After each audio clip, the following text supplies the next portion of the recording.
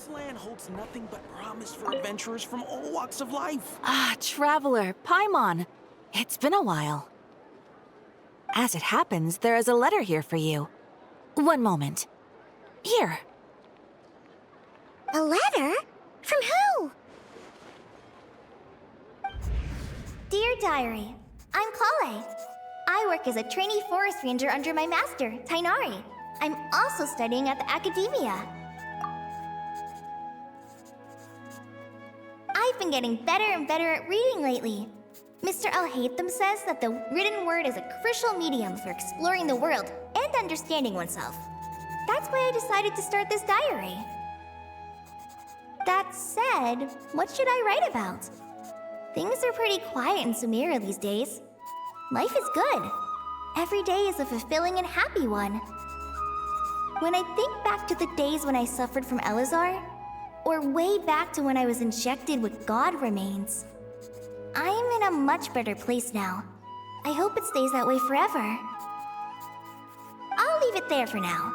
Master said he'll take me shopping in Sumeru City today, which is great, because I've been meaning to visit the toy seller at the Grand Bazaar for a while now. Kale, time to go. Yes, Master! Huh?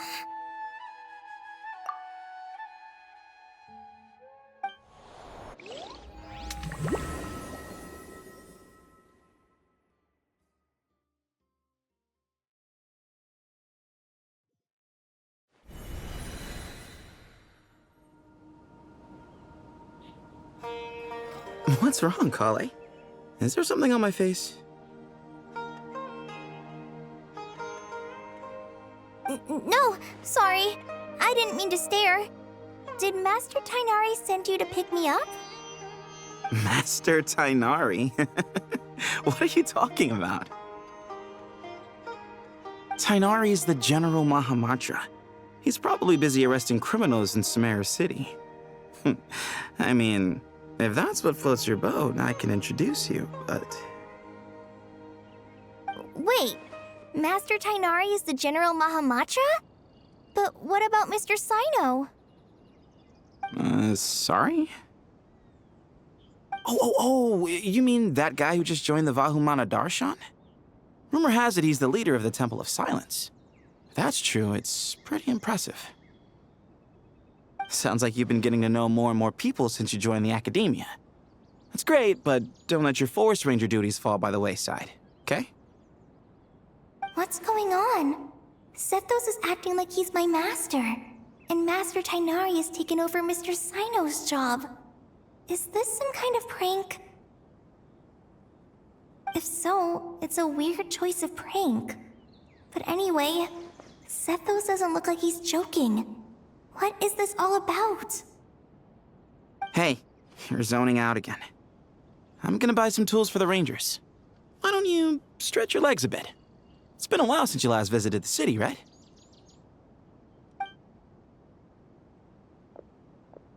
Wait! He's right. It has been a while since I last visited Sumeru City. Was it always like this? I mean, it feels familiar, yet somehow... something seems different. Is this really Sumeru City?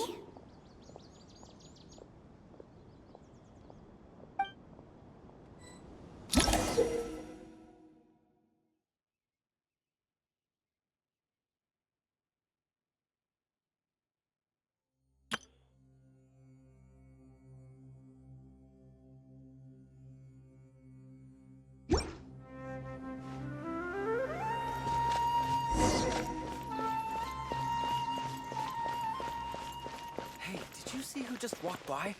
I think she's that famous merc.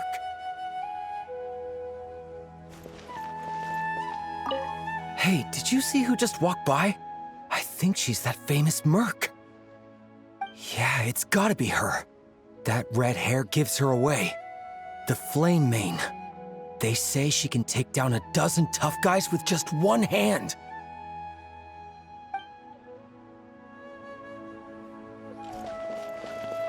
Hey, did you see who just walked by?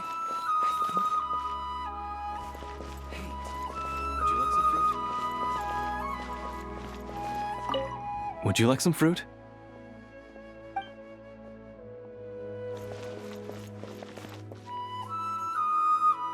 It takes courage to maintain a peaceful life, too.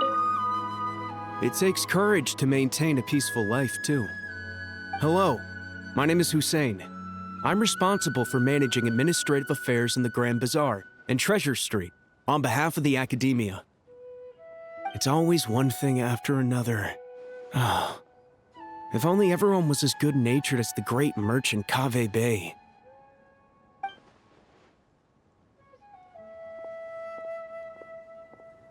How will I ever save enough money to buy that custom-made axe with floral carvings from the blacksmith? How will I ever save enough money to buy that custom-made axe with floral carvings from the blacksmith? To use as a weapon, of course. As Hussein's secretary, I must ensure his safety. Don't underestimate me just because I'm a homemaker. I used to be a mercenary in the Corps of 30. Peace is precious, but you must always be prepared for the worst. How will I ever save enough money to buy that custom-made axe with floral carvings from the blacksmith? See you, whether you're at home or heading out. Make sure you stay safe.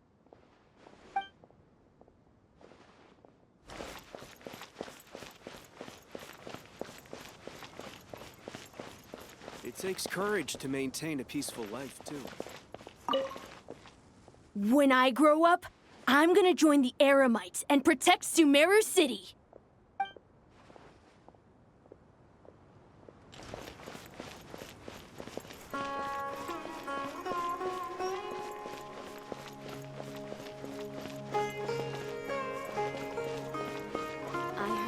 Sage disappears without a trace as soon as he gets off work.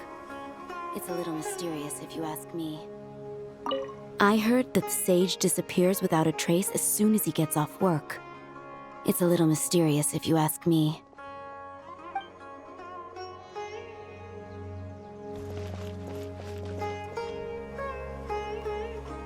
Lord Kabe Bay, did you get a chance to review this month's accounts? Any feedback?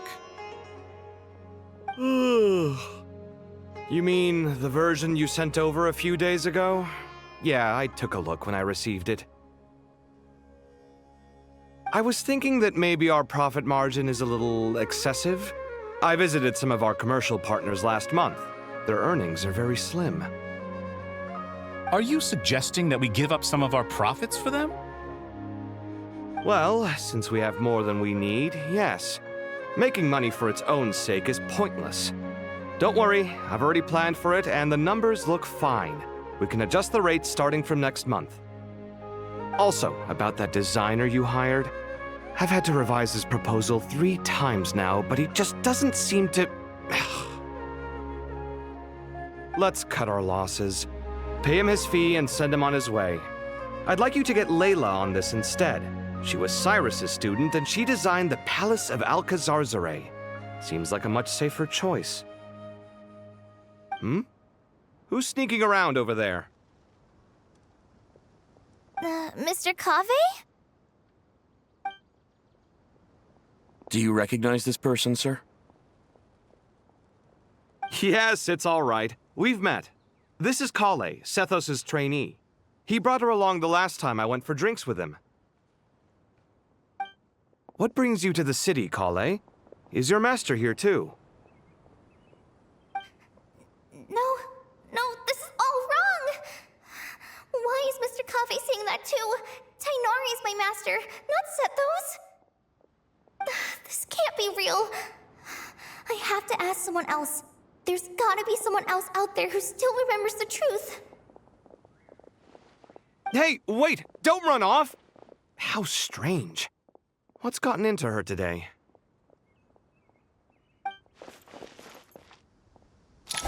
It's like everyone switched places. I guess I'll keep looking around. I heard that the sage disappears without... Remember a while back when I was working on a renovation plan for the House of Dana? Well, I submitted a report to the Grand Sage and he rejected it. It's infuriating! How does someone with no sense of aesthetics whatsoever even become the Grand Sage? Please, calm down, Lord Kave. Maybe it's for the best that the proposal wasn't approved. Weren't you planning on paying for the renovations out of your own pocket? The Grand Sage just saved you a huge sum of mora. You're right. It's his loss if he doesn't want to work with me. Let him live out the rest of his days in an artless void for all I care. Anyway, enough about that killjoy. There's supposed to be a show at the Zubair Theater today. Are you guys free later? Tickets are on me if you want to join.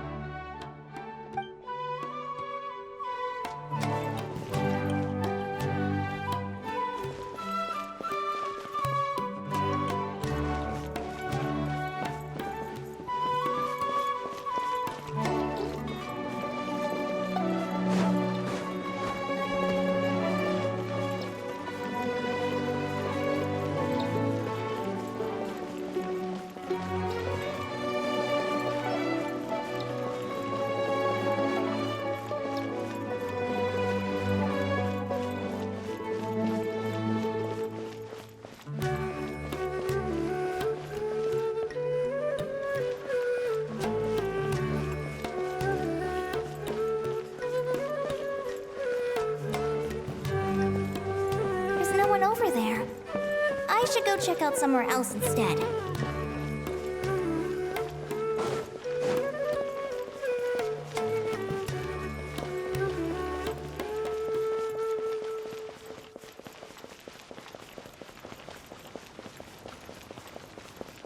I heard that the sage disappears without a trace as soon as he gets off work.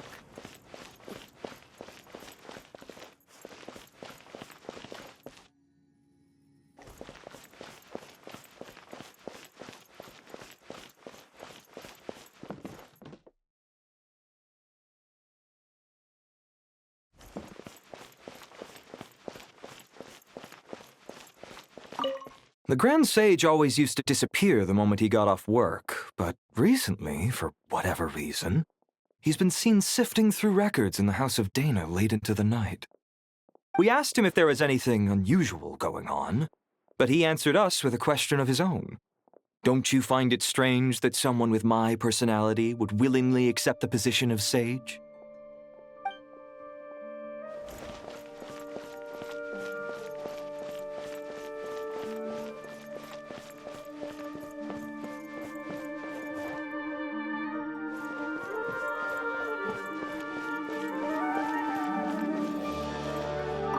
Hey, bud, can I ask you a favor? Is that alright if I borrow your thesis? Don't worry, I'm not gonna copy your work. I just need it as a reference. I guess that's okay. But if our theses end up sounding too similar, it's gonna be easy for them to spot. Yeah, trust me, plagiarism's the last thing on my mind. The only reason I ask is it's been really hard to get my hands on any reference material lately. Why don't you go ask the Grand Conservator? Candace should be able to find you what you need. She's super friendly. I'm sure she'll be happy to help. Really? I always assumed she'd be tough to negotiate with. Fair enough. I'll try my luck at the House of Dana later then.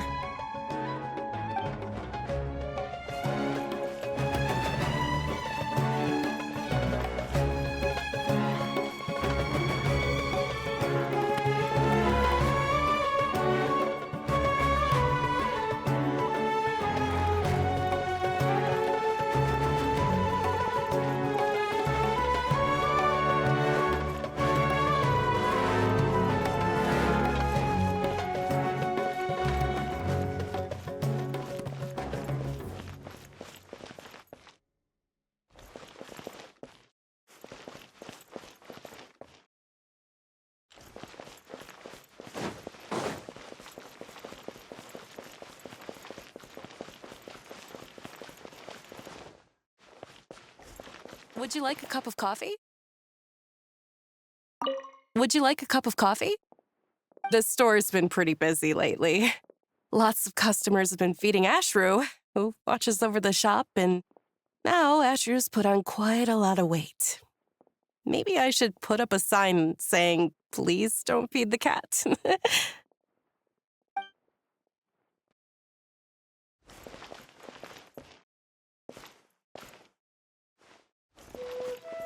Would you like a cup? Would you like a cup of coffee? Would you like a cup of coffee? Students are under so much pressure these days. Sometimes I just want to write their papers for them. Students are under so much pressure these days. Sometimes I just want to write their papers for them. Peculiar papers come to me for review every day. I really wish they were able to relax once in a while and not be constantly plagued by academic conundrums. It doesn't do a person any good to spend too long down the rabbit hole.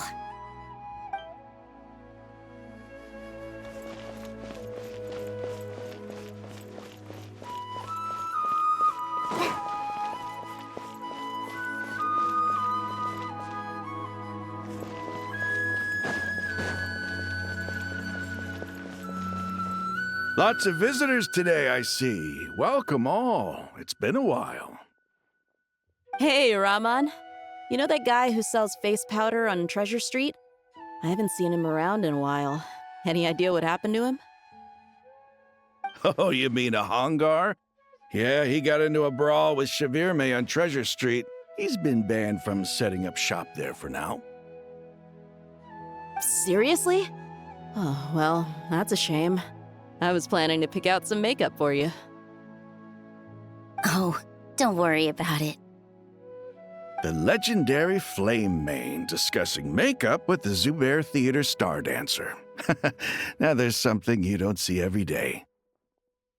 Flame Mane? You know, I'm not actually sure when people started calling me that. Maybe the other Eremites thought I needed a fiercer title to scare people off? To be completely honest, I think the title would fit you better than me, Dia. You think? Can't say I've never imagined myself as a merc. If I ever give up the dancing, maybe I'll head to the desert and give the Eremite life a try. You would? Is that so strange? Oh, not at all.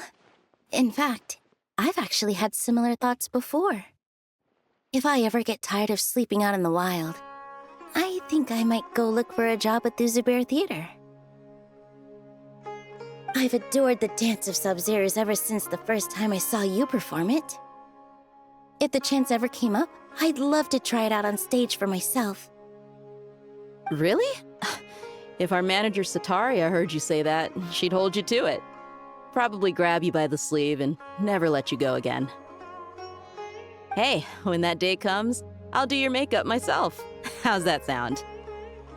Sure. If the day comes, I'd be honored.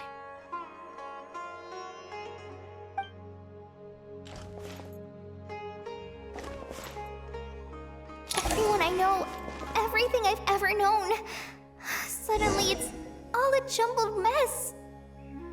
The question is, who's right? Them or me? Oh, my head feels so heavy. I can't think straight.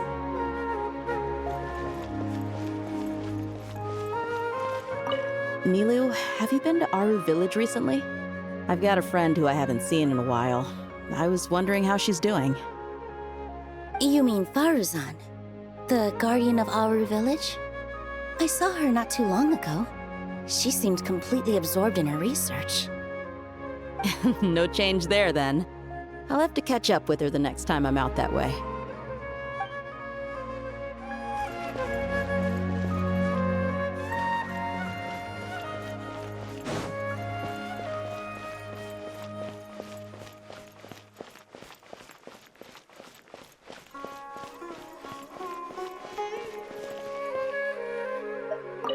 Hi, Mr. Sino. What are you thinking about? There's a chapter in King of Invocations where the spirit of someone who died long ago possesses a living man's body.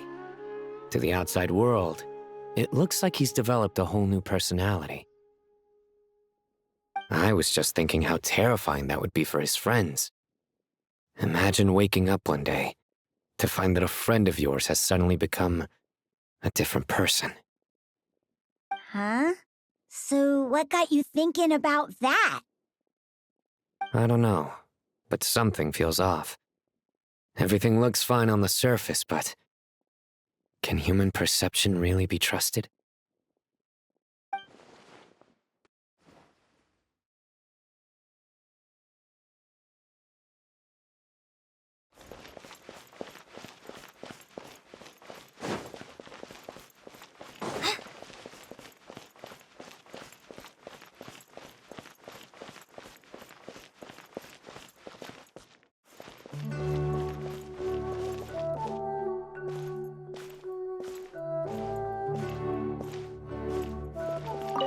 All right, not a single Mora short. That covers you for this month's rent. What a relief. I was worried the design fees I received this month wouldn't be enough. Well, next time, don't fret. Just let me know and I'll give you a few days' grace. We've known each other long enough for that. Anyway, how are you settling in? I couldn't help but notice that you're staying up late quite often. Yeah, I can't explain it. I just feel more inspired at night. Once I get in the zone, I can race through a whole bunch of drafts, no problem. But what about you? I keep hearing you sighing these days. Is everything okay? Well, it's just... Don't you think this house is a little small? I guess I should be used to it after living here for so many years. But for some reason, I've been feeling claustrophobic recently. I want to move somewhere bigger. Once I've made enough Mora, I'm gonna buy a huge new house. As big as... at least as big as the Palace of Alcazarzaray. That sounds really expensive. True. I'll never be able to afford it on a scribe's salary alone. I need to find another way.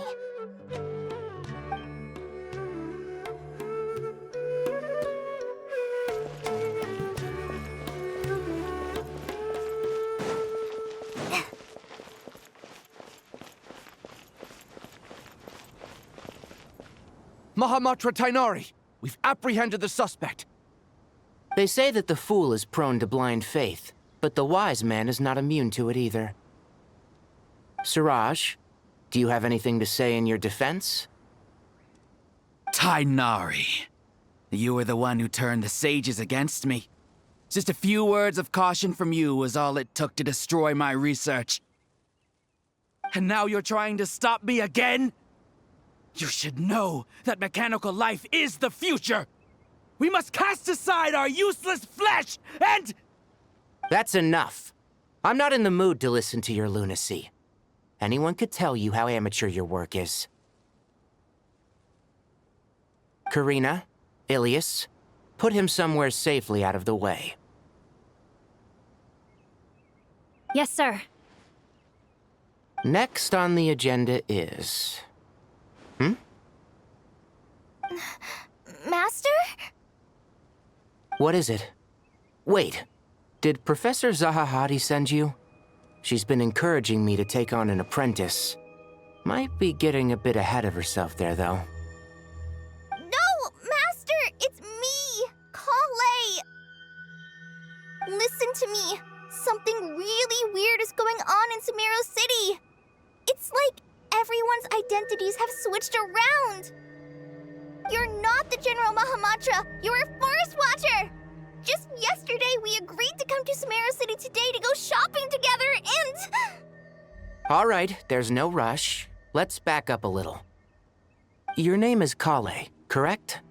Although this is our first meeting, you do seem strangely familiar somehow. Is there anything I can help you with?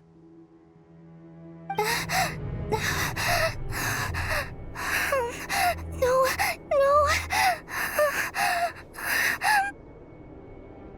Master!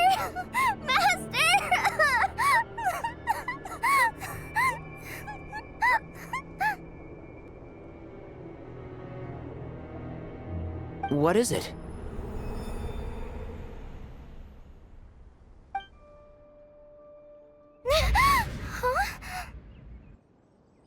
Did you have another nightmare? I've told you before, when you're tired, lay down on your back in bed and get some proper sleep. It's much better for you than napping on your front. Poor posture obstructs your breathing, which can lead to all sorts of weird dreams. Now, we're supposed to go shopping in Sumeru City today, remember? Cheer up. I'll take you to Hushang's. I heard he's got some new toys in stock. Go wash your face, take some deep breaths, and when you're ready, we'll head out. Okay. Thanks, Master Tainari. So it was just a dream. And yet, dreams can sometimes be a warning of things that will soon come to pass. Who said that? That dream felt unusually real, didn't it? Here's my suggestion. Since you're heading into Sumeru City anyway, you may as well tell Lesser Lord Kusanali about everything that happened. And just to be on the safe side, I think you should also inform your 2 traveler friends who once helped save Sumeru. I'd write them a letter if I were you. Time is short. A storm is coming from beyond the bounds of fate.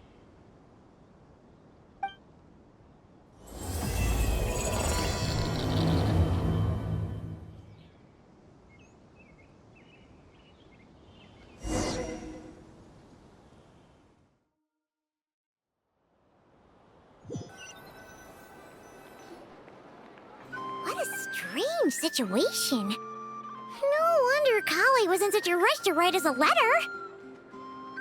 Imagine waking up one day to find that everything around you has changed. You might not even recognize Paimon anymore. Oh, that's a scary thought. Let's get to Sumeru and find out what the heck is going on.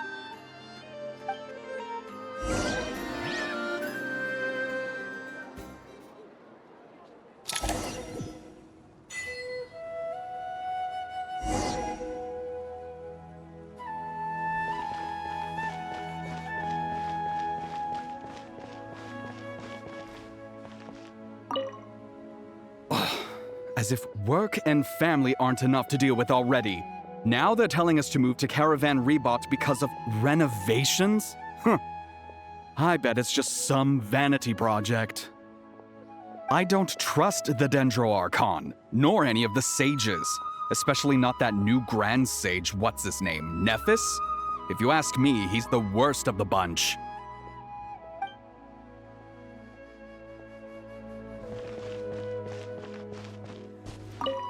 Thank you, Sage Baladuri. You really didn't have to stay with us to the end. Don't mention it. I'm your teacher. It's my job to look after my students. Is Panya doing okay? I think so. She just left the city with her mother. This will be her first trip away from home. She's handling it much better than I imagined. As her father, it's quite a relief. I just hope they have a smooth trip. Pack up your things. It's time we got going too.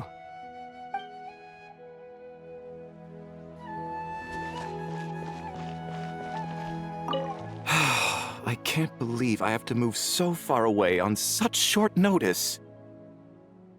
I made an automatic watering device so that my flowers won't wither and die while I'm away from home.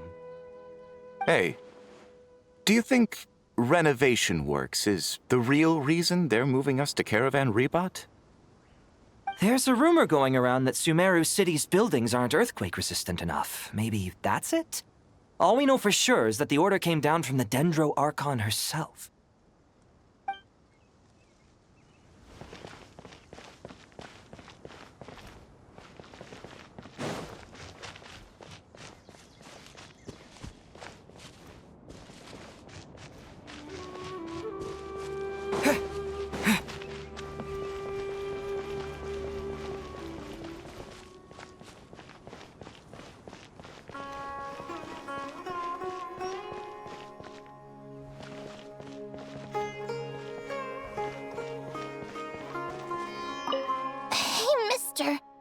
Are you a robot? Shh! Look! He's pretending to be human! He definitely doesn't want anyone to find out he's a robot. I am a robot. I was designed to infiltrate the human world undetected. My mission is to find an opportunity to destroy humanity. I knew it! It's just like in the picture books. What do we do? We're the only ones who know his secret, right? Surely he won't silence us for good. You have discovered my secret. Now I must take you as my prisoners. I will tickle your feet until you join the robot army. Don't be afraid. I'll protect you. Take this, robot! Stop! Stop! I was just kidding. I'm human. I'm human!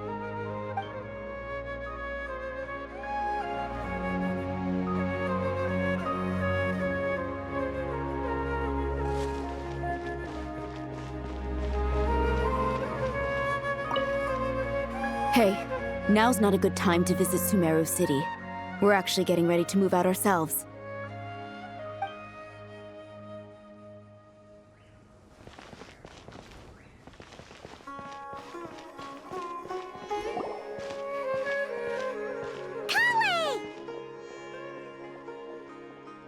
Traveler! Paimon! Thank goodness! I'm so glad you made it! Of course! We won't let anything happen to you, Kale. So, what's going on in Sumeru City? Looks like lots of people are moving or something. Yeah, I was just gonna say. After I wrote my letter, Master and I went to Sumeru City and told the Dendro Archon everything that I experienced, from start to finish. She was silent at first. It seemed like she was deep in thought. Then the next day, we got told that she was ordering everyone to leave Sumeru City immediately and move to Caravan Rebot. The entire population of the city has to move? Not just Sumeru City. The evacuation also includes Lokapala Jungle, Avidia Forest, Ashavan Realm, and Ardravi Valley. Basically, everyone living in the rainforest must temporarily relocate to Caravan Rebot. Holy smokes! That's crazy! Yes, it's quite an operation. Even if people only bring the bare essentials, the scale is simply enormous. They've requisitioned almost all the Sumpter Beasts in Sumeru for the task, including the entirety of Dori's Sumpter Beast Park.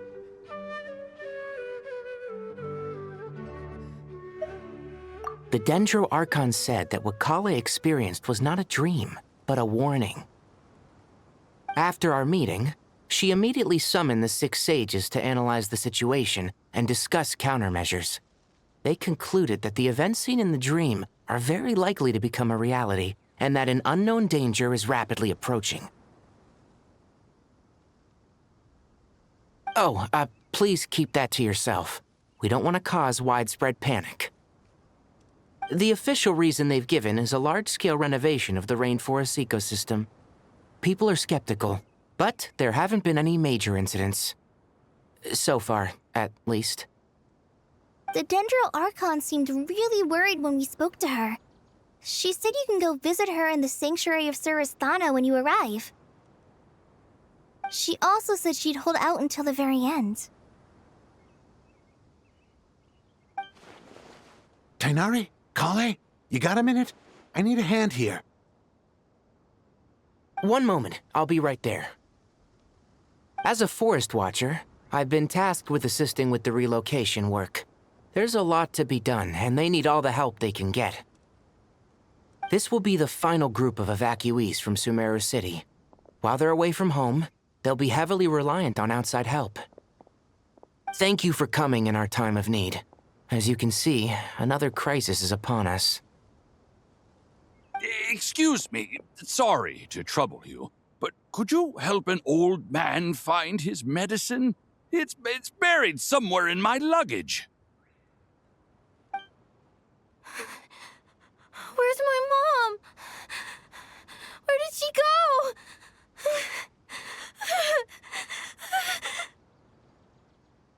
go? Don't worry. It'll be okay.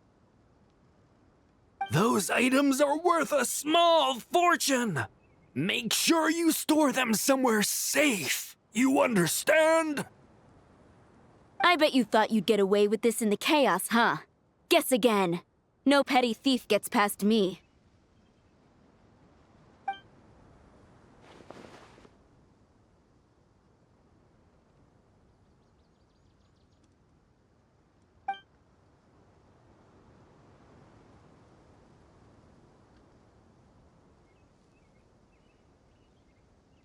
We should go help the evacuees. See you around. I'm so glad that you believed me and came all this way to help. It means a lot. Please stay safe. Don't worry. We may not know exactly what's going on yet, but as long as we stick together, we'll find a way through this. Goodbye! Look after yourselves! Will do. See ya!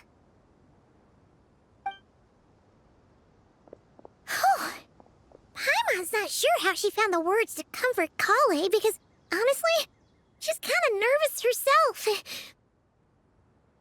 Let's head to the Sanctuary of Surasana and see Nahida.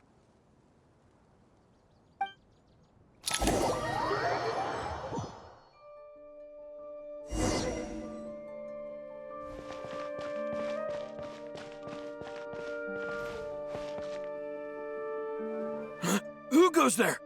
No unauthorized access to this place. By order of Mahamatra Sino. Are you blind? It's the Traveler and Paimon.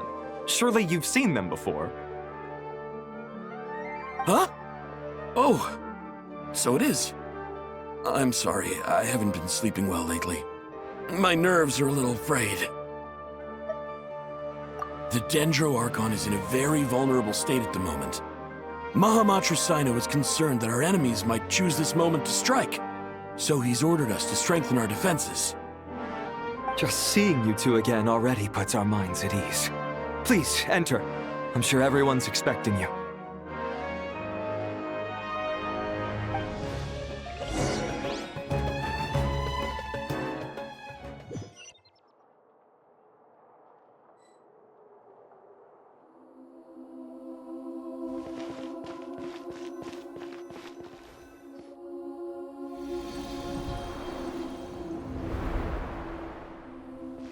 Traveler, Paimon, you made it. Aha! Perfect timing. Reliable helpers like you are just what we need right now. Oh, it's good to see everyone again. Kale gave us a rough idea of what's going on, but we still have a lot of questions. What kind of danger is Sumeru City in exactly? And how come everyone has to move to Caravan Rebot? At this stage, we can't be certain. We're investigating, but no definitive answers yet. I take it that Kale told you about her strange dream? Yeah. Apparently, everyone in Sumeru City was acting super weird. Even you guys. It was like you'd all switched places. That's right. Kale and Tainari reported the situation to the Dendro Archon. She believes that it wasn't merely a dream, and that whatever it was has something to do with Irminsul. It's a reasonable inference. Only through Irminsul can people's memory and cognition be so significantly modified in such a short time. We don't know why Kale would dream of these things, nor who was trying to warn her. The Dendro Archon decided to connect to Irminsul to investigate more thoroughly. Irminsul is connected directly to the ley lines. The tree serves as a central hub where the ley lines converge, and its core function is to record and store the world's knowledge and memories. But something has gone awry, severely compromising the performance of this core function. Information is bottlenecking inside Irminsul, hampering the ley line's flow. If this continues, new information will languish unrecorded, with existing records thrown into disarray. In short, the souls of the dead will be stranded, while the living have their sense of reality warped.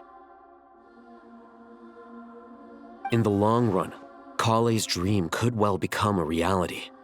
And that's just the beginning. There's no telling what other nightmares could end up coming true.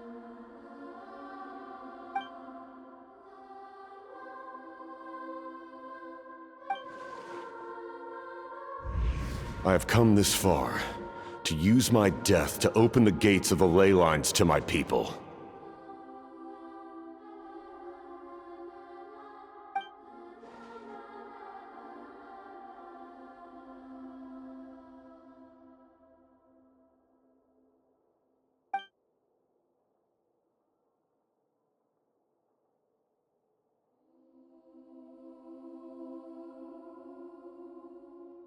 Faced with a growing backlog of information, the Dendro Archon decided to connect herself directly to Irminsul and take over the recording and processing function herself. But it is an almost impossible task. Individual brains aren't equipped to deal with the sheer volume of knowledge and memories involved. All that information flooding in at once would instantly fry any human mind. And for a god, even for a god, the suffering must be unimaginable. The Dendro Archon's power originates from Irminsul. Any issue with the tree itself takes a toll on her to begin with. On top of that, she's subjecting herself to the grueling task of processing all that data. It must be torture for her. And despite all of this, she is somehow finding the strength to investigate the Irminsul situation from within and send us her findings. I finished analyzing the latest data. Looks like our working theory was wrong. There's no signs of Irminsul having been attacked from the outside. So it's internal then? Some sort of disease, perhaps? No. I've spent half my life studying the ley lines. If Irminsul malfunctioned this easily, the world would have met its end long ago.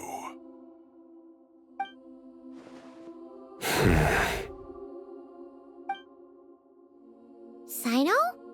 What is it? Not long ago, I got a tip from the Core of 30 that a large number of unidentified merchant caravans had recently been spotted entering Sumeru through Beta Harbor. At first, I suspected that they might have something to do with all this, so I sent some people to investigate. But if Irminsul wasn't attacked from the outside... Don't you think there are more important things to worry about right now than guessing who's behind all this? It's been over 12 hours with no new intel.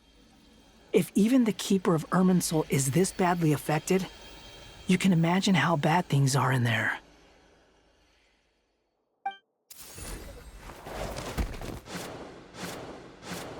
Dendro Archon.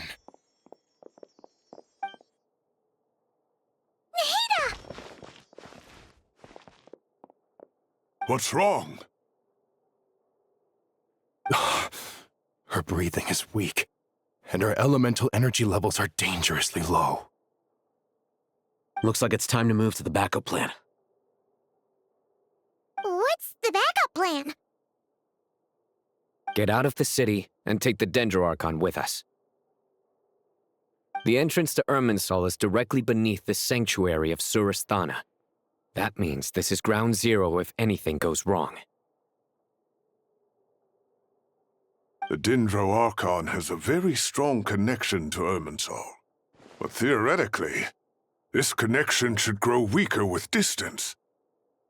Under normal circumstances, she can unleash her full power here. But with Irminsul out of control, our first priority is to get her away from here. The situation is critical. There's no time to deliberate. Everyone in agreement?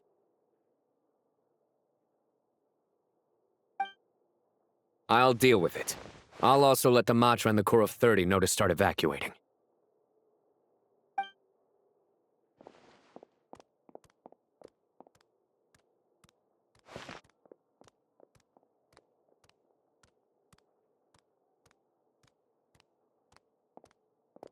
Let's go.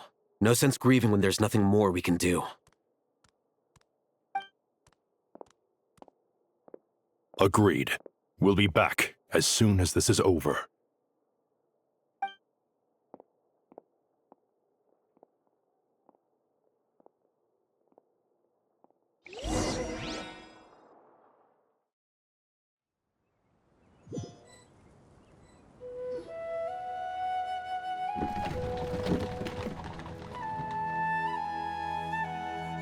The last group of civilians has been safely evacuated. Dendro Archon's carriage will travel with them. Sino and Hat Guy will protect the convoy.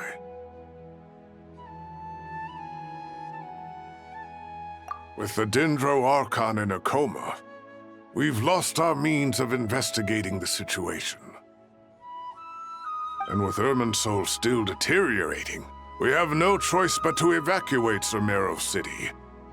Feels as though we're being pushed along by an invisible hand. Stop moaning, Cyrus. We're the teachers here. We should be showing a little more confidence, don't you think? A wise judgment. Let's move out to Caravan Rebot.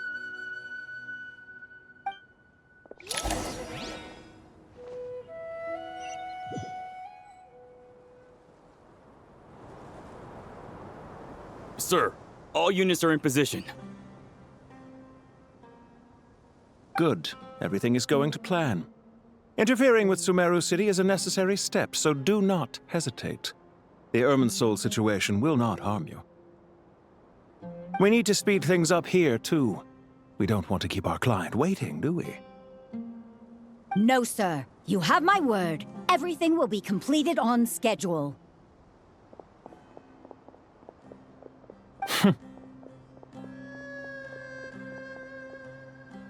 They say that fervent ambition attracts the favor of the gods, and with it, a vision. But we appear to be the exception. So, is our ambition not strong enough? Or does it threaten the very foundations of this world?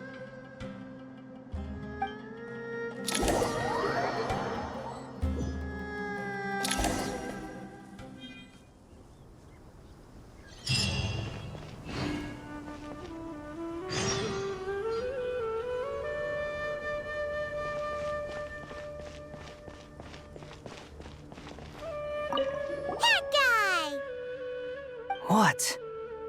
Nothing. You just looked like you were lost in thought there. Do you have any ideas about what's going on? From what I know about Irminsul, the system doesn't break down that easily. I don't have the faintest idea who could have done this. Actually, one name did cross my mind. But, he's already dead.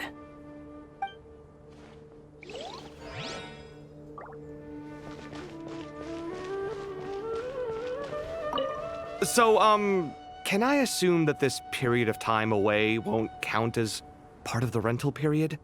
Maybe we should deduct it from next month's payment. Sure. Great! Wait, why are you suddenly being so reasonable? What's the catch? I'm always reasonable with rental payments. Like the time I refused to let you use that wine you brought home as collateral. That was a perfectly fair request, and you know it! Everyone runs low on funds now and then, don't they? And that bottle of wine wasn't cheap. You ought to be thanking me. Anyway, Sumeru City should be empty by now, right? With no one at home, I've been worried about security. I'm worried about burglars. What would they steal? That new scroll you bought? Ah! I'd almost forgotten about that. Oh, I only went and hung it up in the most conspicuous spot in the house. If anyone breaks in, it'll be the first thing they see. Well, No one but you gave it a second look while it was on display in the shop. I doubt anyone would go out of their way to steal it. You say that, but what if there's a thief out there who shares my aesthetic tastes? Then you can only hope he shares your taste in expensive wine as well. Always worth having some collateral. You!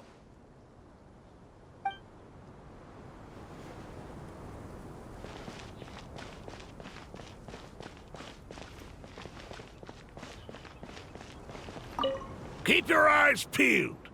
It's down to us to maintain order at this time. This is a direct command from the Mahamata. Everyone stay vigilant. We cannot allow bad actors to take advantage of the chaos.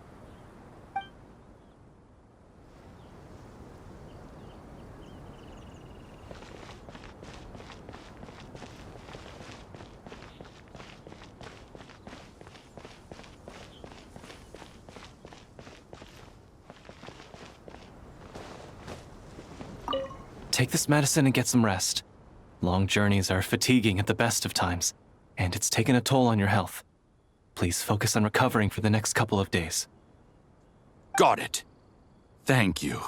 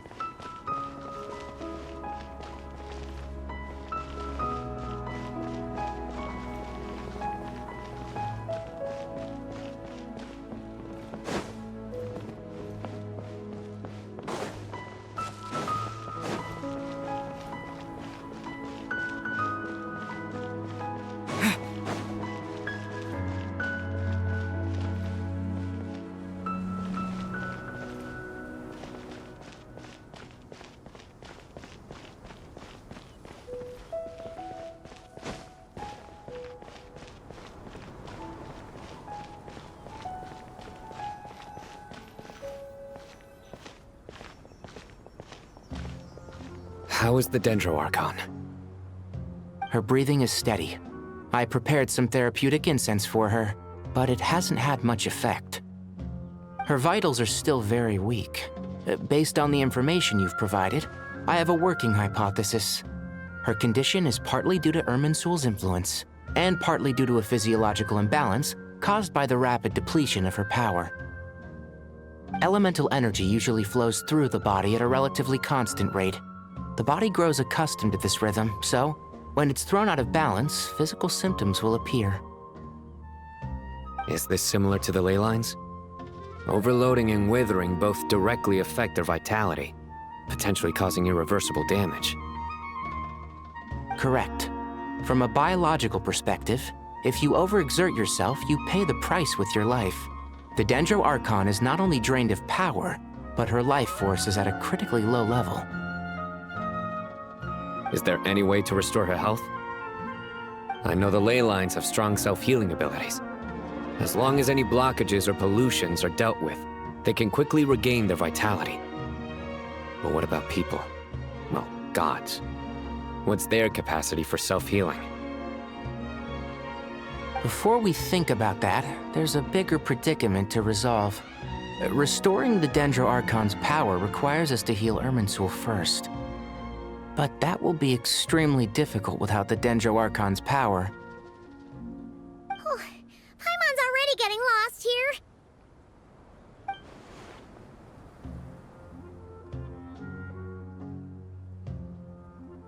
Master Tighnari and Sino look so serious.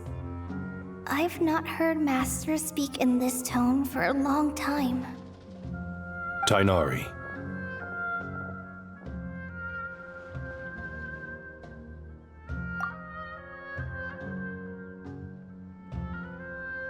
Master Nephis, sages.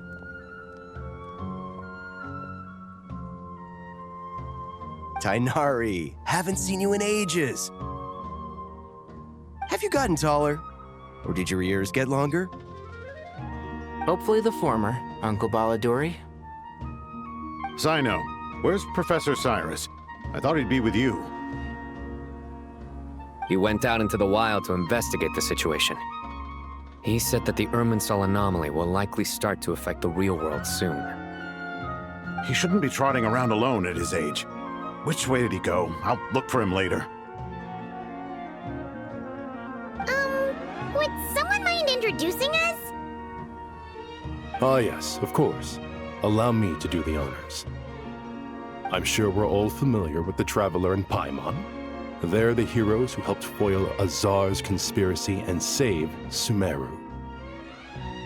These gentlemen and I are the 6 current sages of the Academia.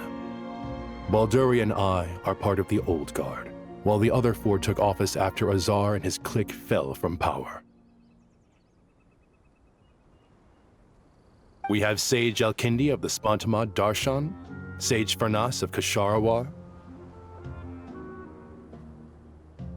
Rataoist Sage Shakir, and finally Harabatot Sage Rusht.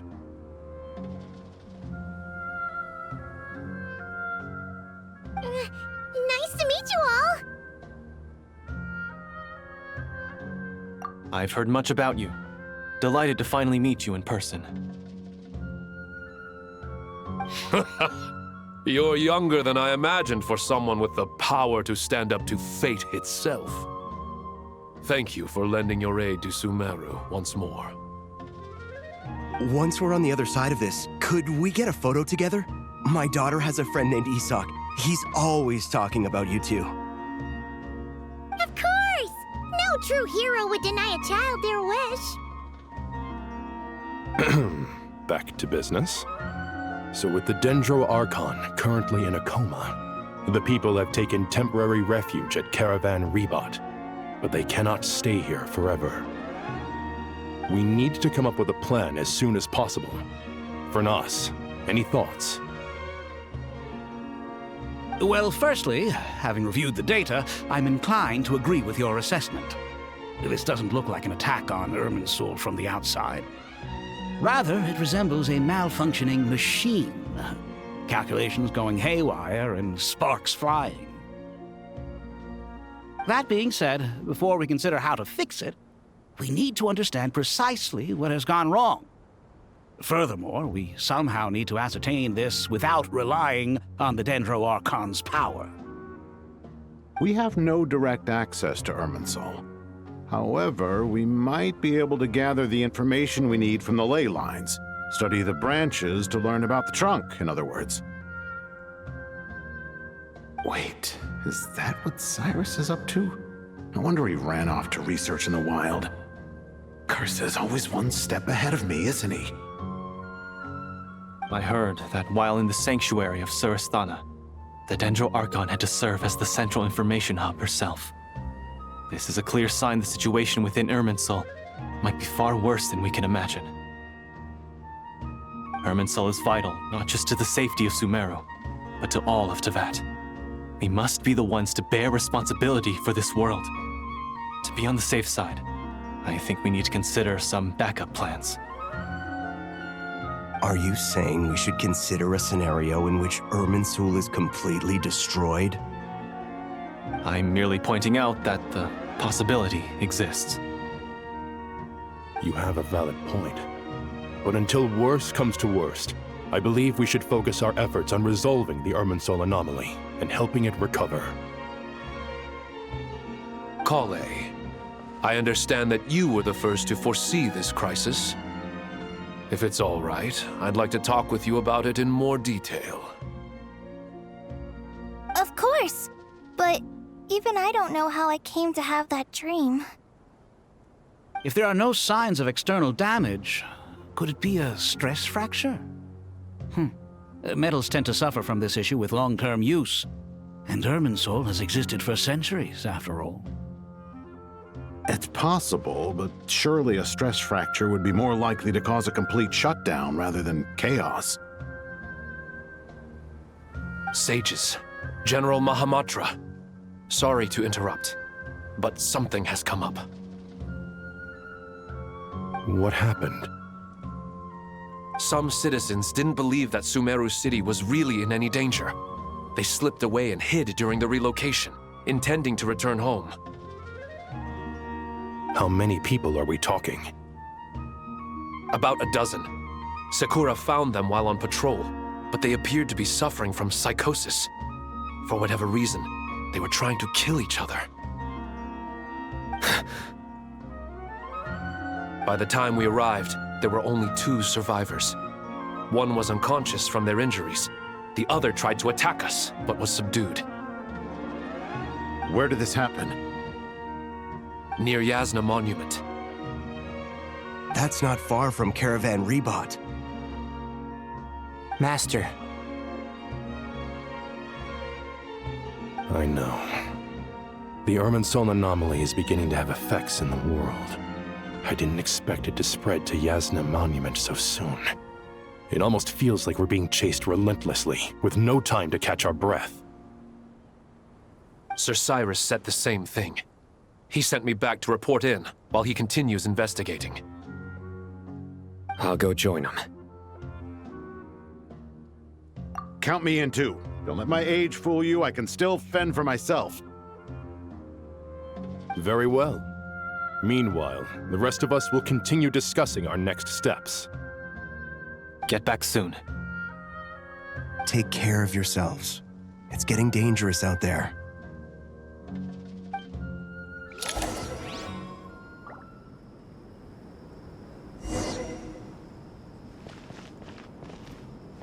I thought we'd be safer once we got to Caravan Rebot. If the Irminsul anomaly's sphere of influence continues to expand, our only option will be to move into the desert. To Aru Village? We should check if they can accommodate so many people. Essential supplies will also become an issue. We were only able to relocate here so quickly because Caravan Rebot is well stocked. If we move to the desert, we'll need to carefully calculate how much food and water to bring.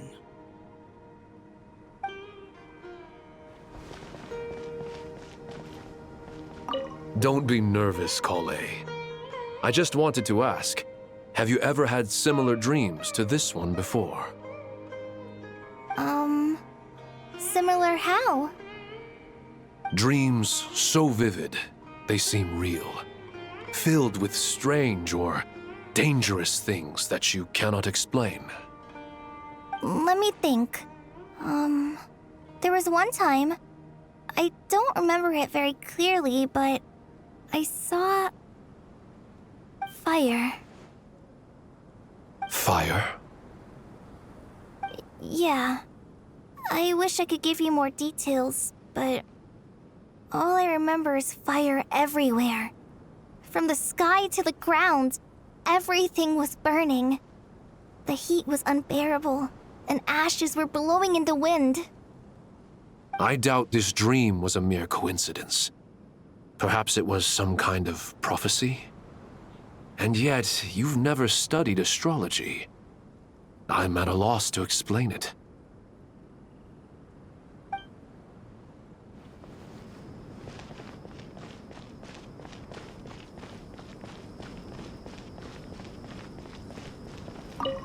Thank you for everything, Tainari. Don't worry about me. I'm fine. But if you don't mind me saying so, Master, you're looking a little nervous yourself. I only just got appointed as Grand Sage, and now this happens. It's quite overwhelming. Looking back now, I don't think I handled the situation with Azar very well at all. Yes, I protested, but I went about it the wrong way. Instead of helping, I just ended up getting locked away. Now that I'm the Grand Sage, I have to be responsible for everyone's lives, including the dozen or so who fled to Yasna Monument. I can't help but blame myself for their deaths. It's only natural that you want to do the best job you can, but Master, we both know perfection is impossible. You're right. We may well be heading into the desert before long. Feeling up to it? We left in such a hurry that I didn't bring any sun lotion, but I'm sure I can make some from local ingredients here. That was a big part of my graduation thesis, after all. Still remember? Of course, like it was yesterday. I remember asking you if you'd like to stay and teach, but you turned me down without a moment's consideration. Anyone else would fight tooth and nail for the chance to research by my side, but you couldn't get out the door fast enough. Weren't you afraid I'd hold up your thesis and stop you from graduating? If you'd pulled a move like that, I would have reported you to the Matra right away. You wouldn't give me a second chance? What about the bond between mentor and student? No, Master.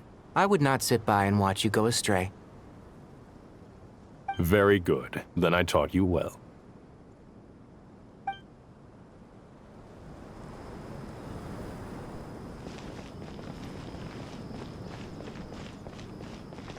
That guy! What? Nothing. You just look like you were lost in thought there. Do you have any ideas about what's going on? From what I know about Irminsul, the system doesn't break down that easily. I don't have the faintest idea who could have done this. Actually, one name did cross my mind. But, he's already dead.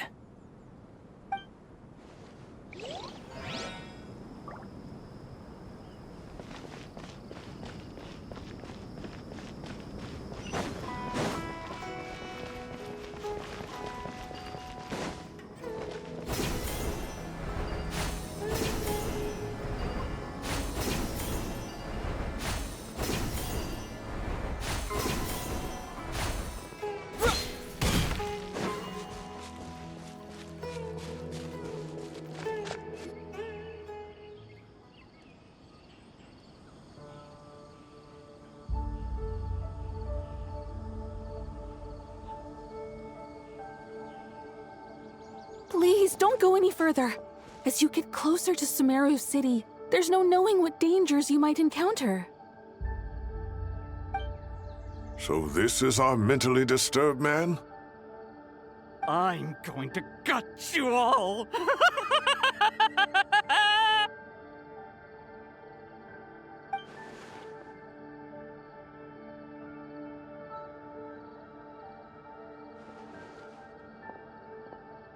Cyrus, you didn't even bring a single guard? Do you think you're some sort of warrior? It's fine. Come here and look at this. Oh, it's... That's right. Flowers that bloom from openings in the ley lines, indicating some sort of anomaly. I don't believe I've ever seen a color like this before. Did you discover it nearby? Not just here. Way over there, too.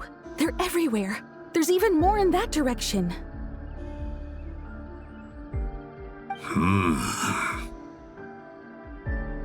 How did you ascertain the situation further ahead? Didn't you just say that we can't go beyond this point? Yes. This area is relatively safe so far, but if you continue forward, delusions will start afflicting your mind. However, some vision-bearing mercenaries were able to maintain their sanity a little better. They're the ones who brought back news from further afield. Sino, do you remember the class I taught on dissecting ley line blossoms? I do, Professor. I received full marks in that course. Good. After all these years, it's time to put that knowledge into practice. There must be anomalous information hidden within these blossoms. Alkindi, I'll need your help as well. Been a while since we worked on a project together, hasn't it? Sure has. Well, what are we waiting for? Let's get to work. Anything we can do to help?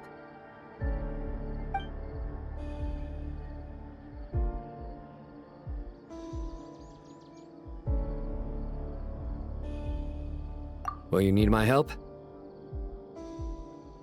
All right, well, Don't go too far. There's too many unknowns at this stage. Let's regroup at Caravan Rebot later. Don't worry if you don't show up. I'll come and find you.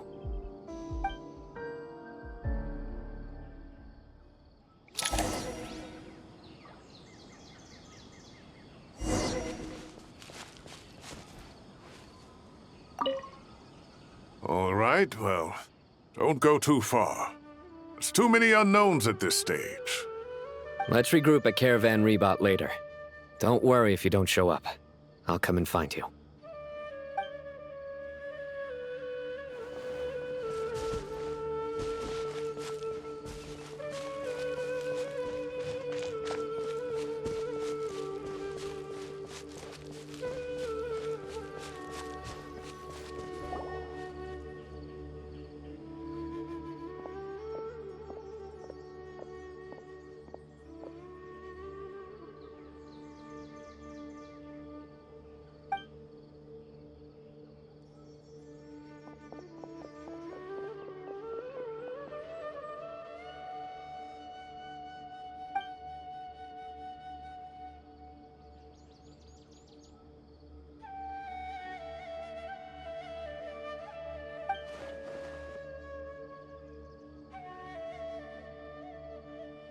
That should be the heart of Oasis.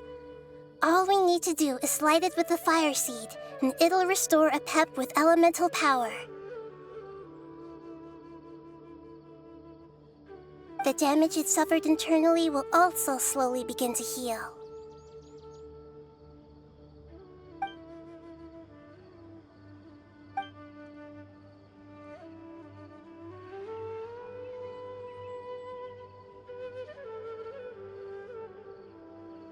What is it?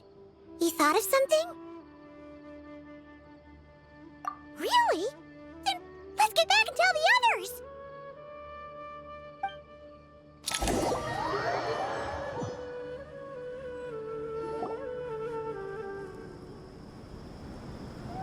Whew. Glad to see you've returned safe and sound. Any longer and we would have gone out looking for you.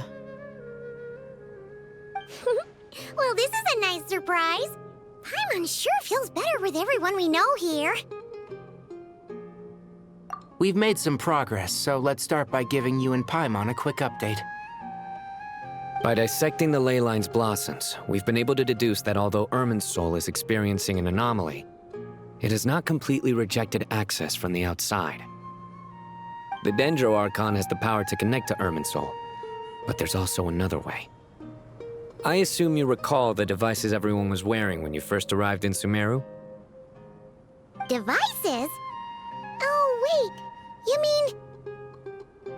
The Akasha terminals? That's right. Of course! It's been so long, Paimon almost forgot all about the Akasha. Wasn't it shut down, though? Yes, but although the system isn't currently operational, the technological infrastructure is all still there. And it turns out that a certain someone gets so bored at work that he's actually read through every single one of the instruction manuals.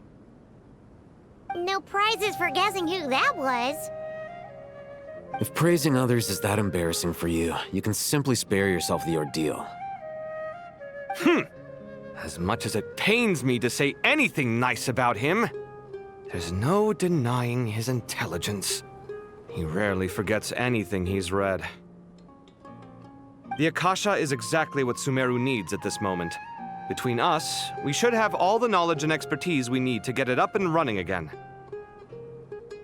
But if I recall correctly, doesn't the Akasha need a gnosis to function? That's exactly right. The Akasha relies on the Gnosis as a power source, and in its absence, we'll need to find an alternative. To tackle this problem, it looks like we'll be relocating once again. Mainly to the Temple of Silence. Ring any bells? It's the only major institution in Sumeru dedicated to preserving the knowledge of King Deshret's civilization. You might find the answers you're looking for hiding there. I agree. There's a good chance. Master Nephis and the other sages have discussed it.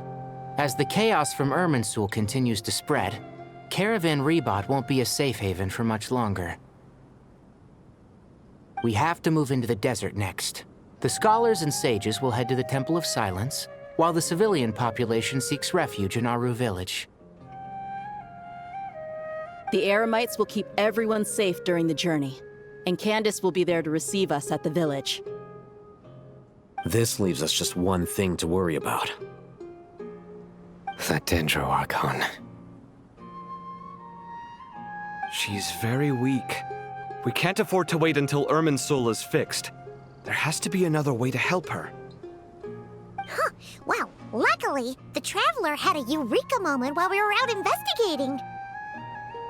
Really? Wow, nice one, Traveler. Let's hear it. What say our Amorta experts? Theoretically, it's feasible. From what you're saying, although elemental life and elemental energy have their differences, the Dendro Archon has explicitly stated that she can imitate the power of the former. In which case, as long as Apep is willing, she should be able to convert her own power into a form that the Archon can use. It wouldn't be difficult for her at all.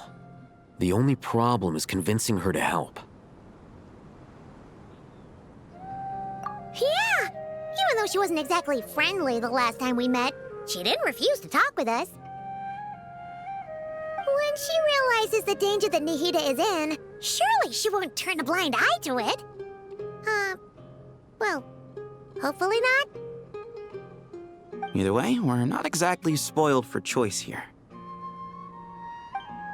Hey, it's better than having no options at all. I agree.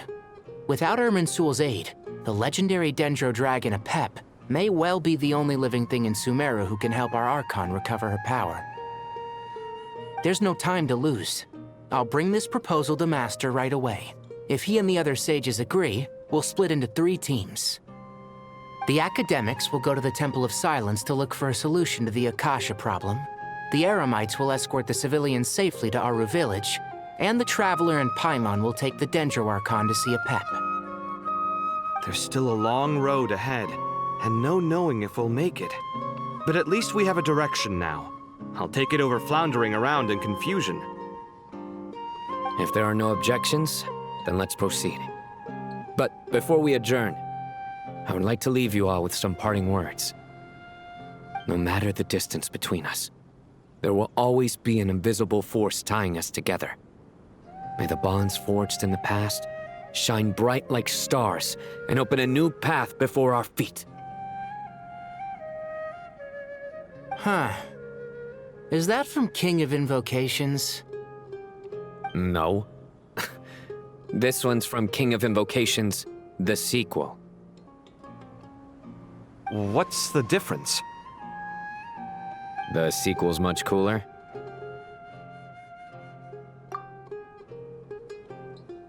Couldn't agree more. Well, it was very apropos.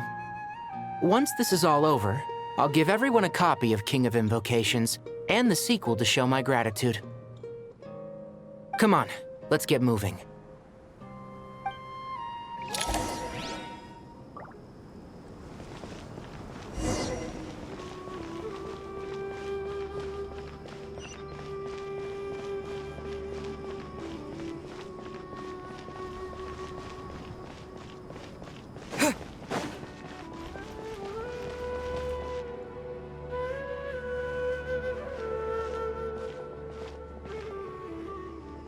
Tighnari has brought me up to speed. I approve of your plan of action. But we can't proceed with everything right away. The people need to rest. For many of them, this will be their first time in the desert, so we'll need to find additional personnel to help escort them. You two, please go on ahead with the Dendro Archon. Let's rendezvous at the Temple of Silence later. No problem. We got this. Words can't express my gratitude, so let me just say, I hope everything goes smoothly for all of us. Goodbye for now. All right, let's get going. If Paimon remembers correctly, the last time we saw a pep was in... Traveler, Paimon. Could I borrow you guys for a moment? It'll only take a second. Kale, what's the matter? Well, the thing is... Master Tainari once told me, after you raise a problem, you should think about how to resolve it.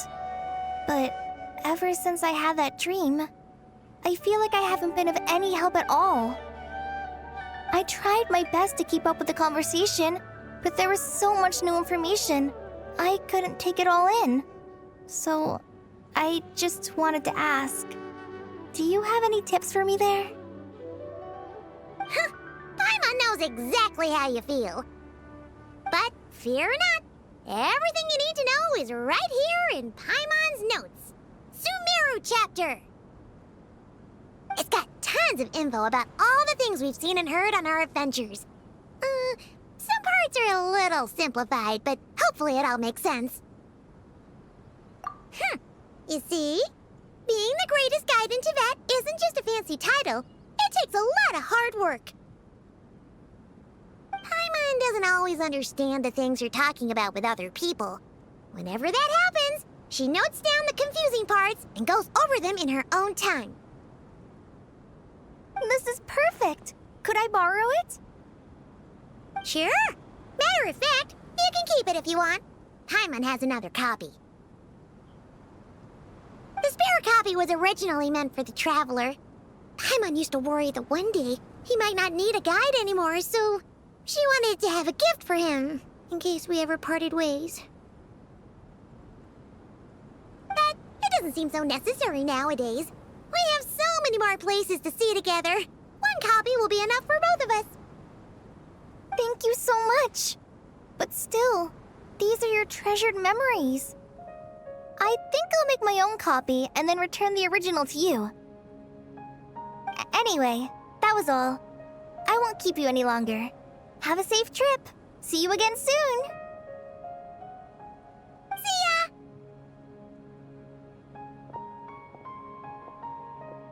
All right, time to bring the Hida to see a pep. Let's hope that old grouch is in a negotiating mood.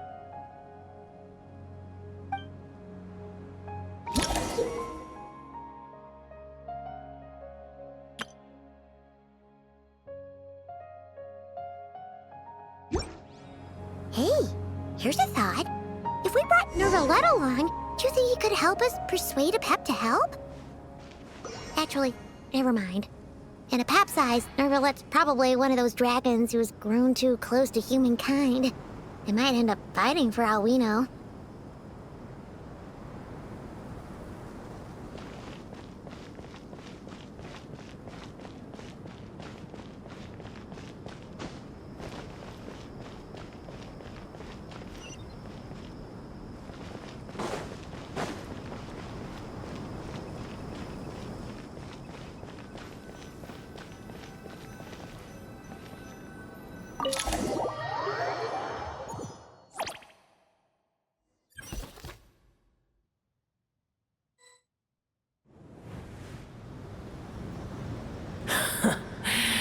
I had a feeling your kind might come calling.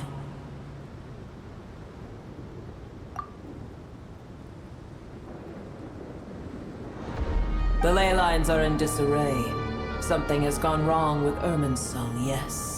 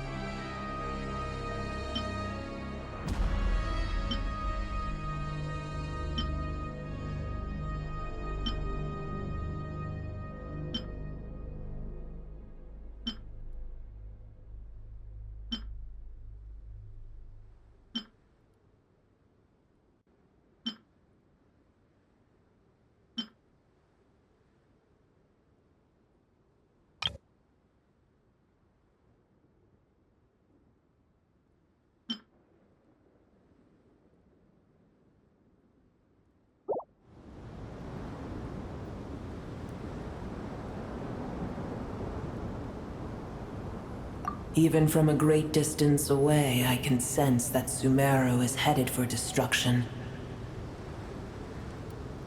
You who took our home from us, prepare to watch as your own world is plunged into oblivion. Oh, how the cycle of history comes to a poetic conclusion. This isn't a joke, Apep! Nahida's in grave danger!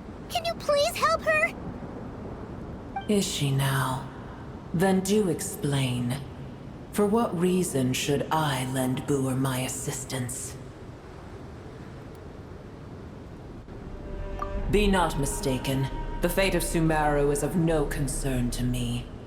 I am neither the god of this land nor its guardian. I may have given my tacit agreement as your kind built homes here and multiplied for generation upon generation. But that does not mean that I bear any responsibility for Sumeru. Tiny Buer, puny humans. In my eyes, all of you are but intruders who followed in the wake of the heavenly principles. I am not obliged to be your savior. The age of the dragons ended long ago, and the world that replaced it is under the dominion of the heavenly principles. In choosing not to side with your enemies when the heavenly principles' rules began to relax, I have been merciful enough. Do not forget that I have no love for this world you hold so dear.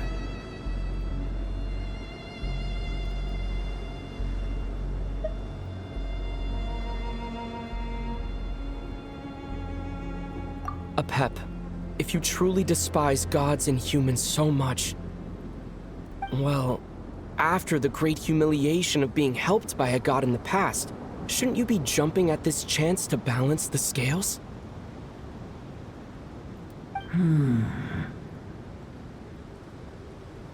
Now that is a compelling reason. When El Ahmar plotted against me and I was tortured by forbidden knowledge, it was Buer who saved me from agony. And though I regard with shame the pity of my enemies, to receive aid without repaying it would likewise tarnish a dragon's dignity. Oh, tiny Buer, puny humans. Just this once I shall deign to show you the true power of dragonkind. Whoa! It's happening again! We're gonna get sucked in!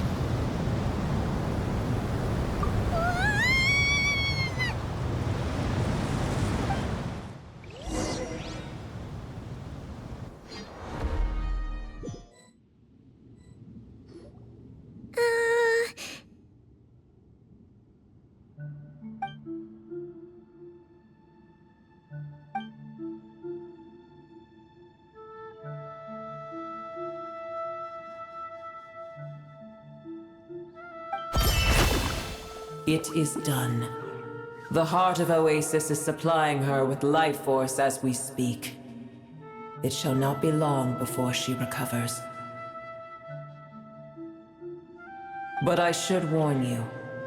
Buer's existence is closely intertwined with Irminsul. Unless the issues plaguing it are resolved, she will never completely recover her former strength. Thank you. Spare me your words of gratitude. You may also spare me your feigned concern.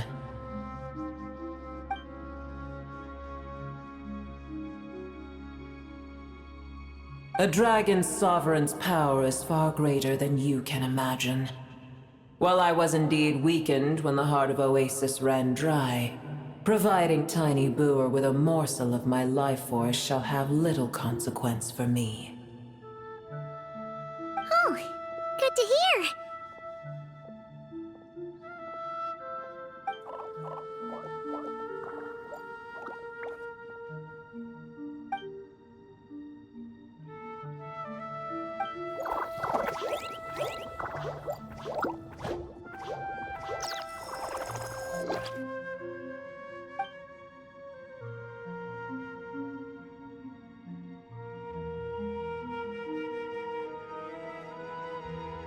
Ever held in high favor, I see. Oh, well, you know. The compliment was sincere. Simply accept it.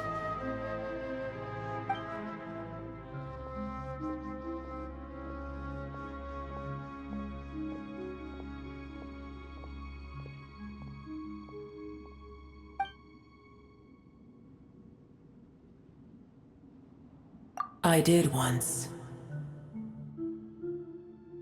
That tree was not planted by the heavenly principles. Irminsul existed before they ever arrived in Teyvat. What? There was a time when it belonged to Teyvat, to dragonkind. Its appearance and function then differed greatly from today. The ley lines flowed with an abundance of a familiar, primitive form of elemental energy. You may know it as the power of the Light Realm. The heavenly principles usurped and refashioned Irminsul, made it serve humanity, and used it to anchor the fate of the world. Yet in the end, humanity has failed to protect it. Heavenly principles, God of gods. It makes me sick. The enmity between your kind and mine can never be bridged. As things stand today, holding a grudge against you would serve no purpose. But there will come a day when we reclaim this world for ourselves. The opportunity will arise no matter how long we must wait. I can already sense that far away from here, the Hydro Dragon has wrested his authority from the hands of the usurpers. Though we have yet to meet, I know that we are both preparing for our revenge day and night. Uh-huh.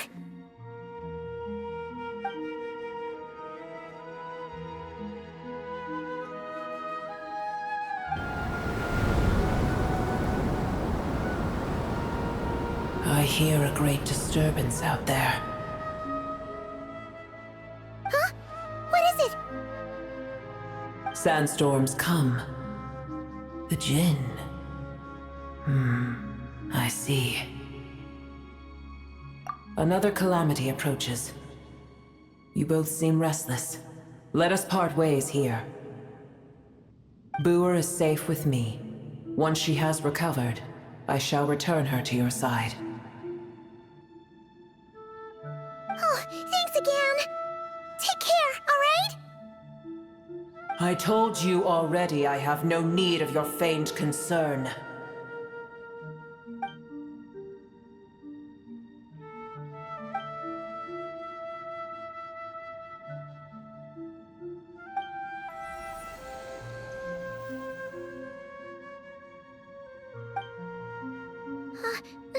Nahida?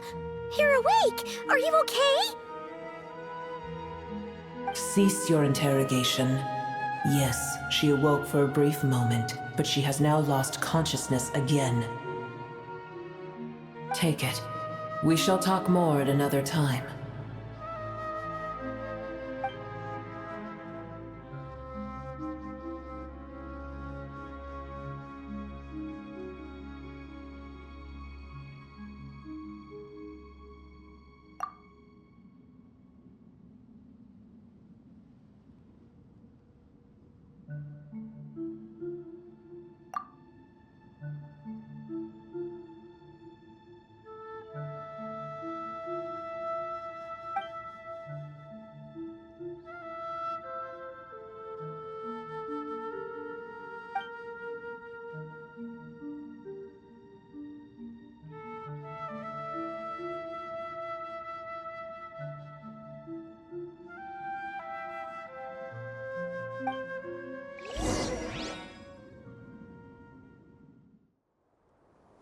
Where the heck are we? Did you just dump us in the middle of nowhere? Wait. No, Paimon remembers now. The Temple of Silence is over that way. Come on, let's go find the others.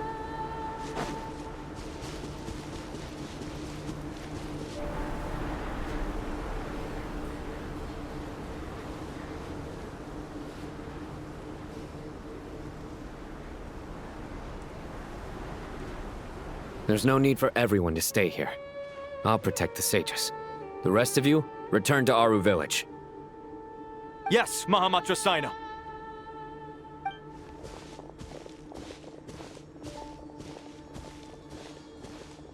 Sino! What's going on? You're back. How's the Dendro Archon?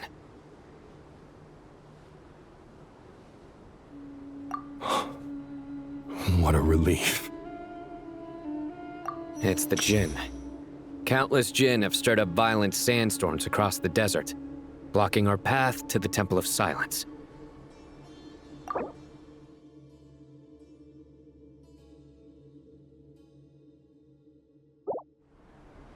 Tainari and Kale have returned to Aru village to help. The Jinn are being highly aggressive, so both the village and the merchant caravans require protection. It's just one thing after another. Where did all of them come from anyway? In all my trips to the desert, I've never seen anything like this before. As I see it, the only possible candidate is Gurabad.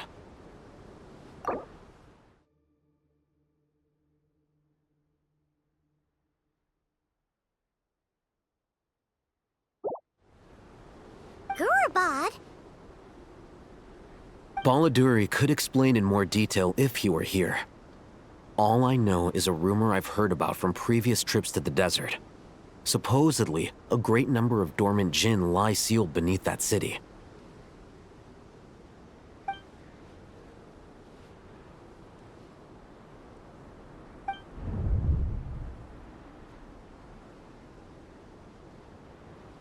Gurabad is, for me, a fated land. I must therefore return back to this city, where my destiny awaits me still. My master, I am sorry that I couldn't stay by your side for long, and that I could not have more time to get familiar with you. Lilipar.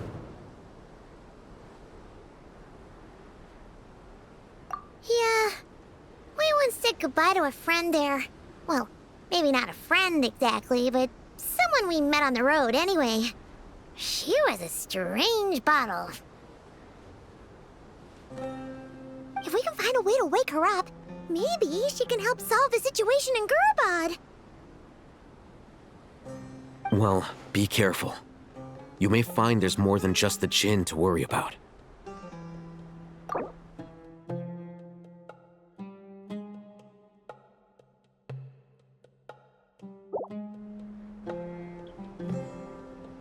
You mean, there are other dangers in Gurabad?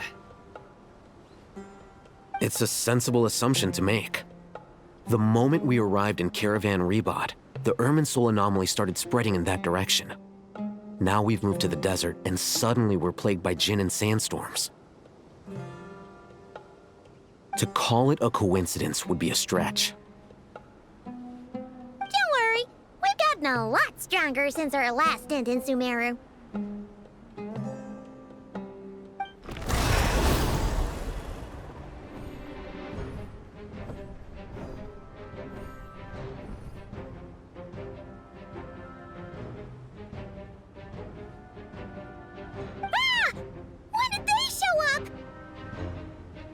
It appears the monsters native to the desert have been stirred by the Jinn's activity.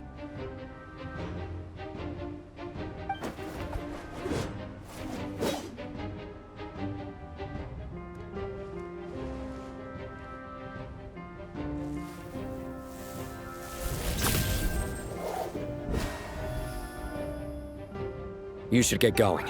We'll take care of things here.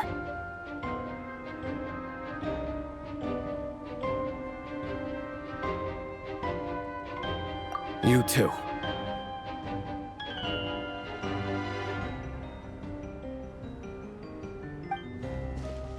Don't do anything too risky.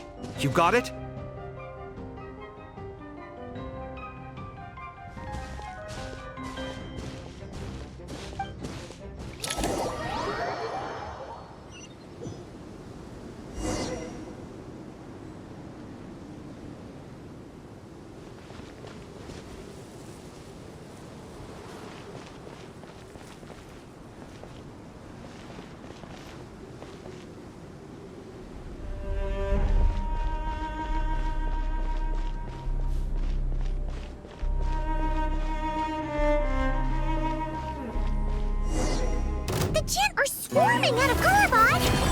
Looks like Alhita was right! Let's get inside and see what's going on!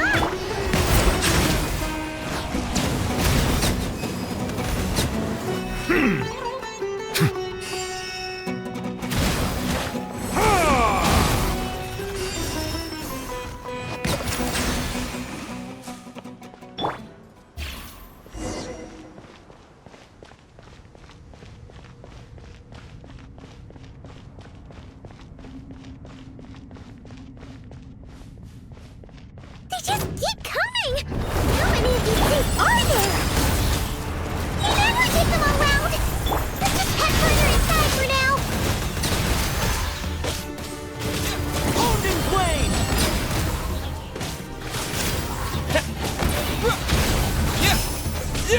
Get to work! Settle down!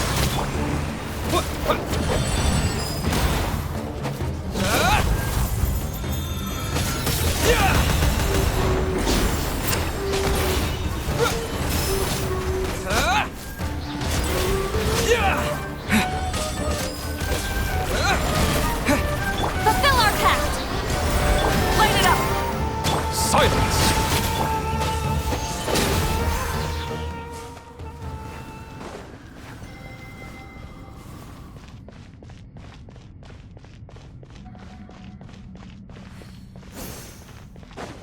Target spotted!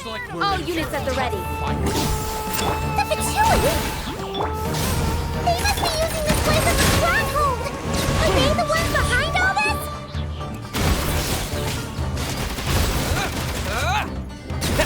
Didn't take too long.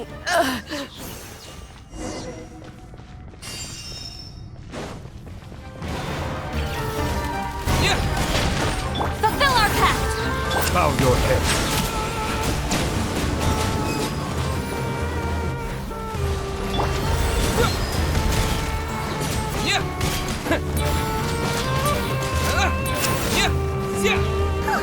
Fighting Jin with one hand and Fatui with the other? This is pure chaos!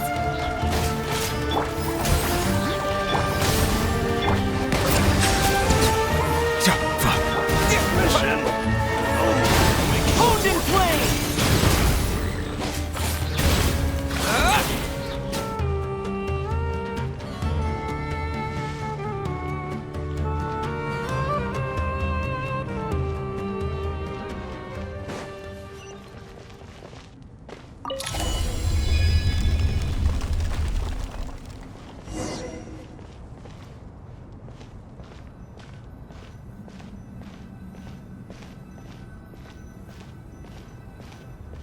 You see that strange machine? Paimon has a sneaking suspicion that that's the thing wrecking Gurabad and setting all those dangerous Jin free! The target has reached the core zone. Requesting backup. Repeat, requesting backup. Backup en route! Stop him at all costs!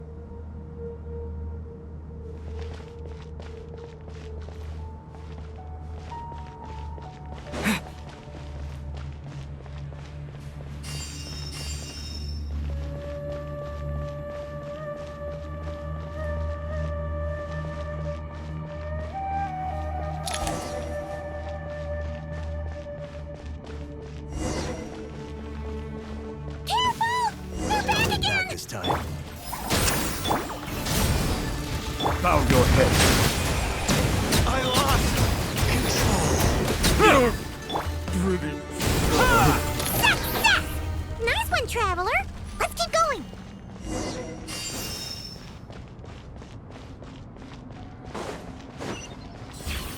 A new dawn broke! Show no mercy! Burn it down! Settle down.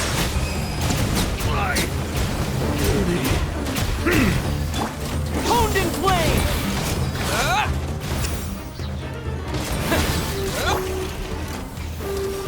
Fulfill our pact! Light it up! Silence! Here's the light! Blazing light!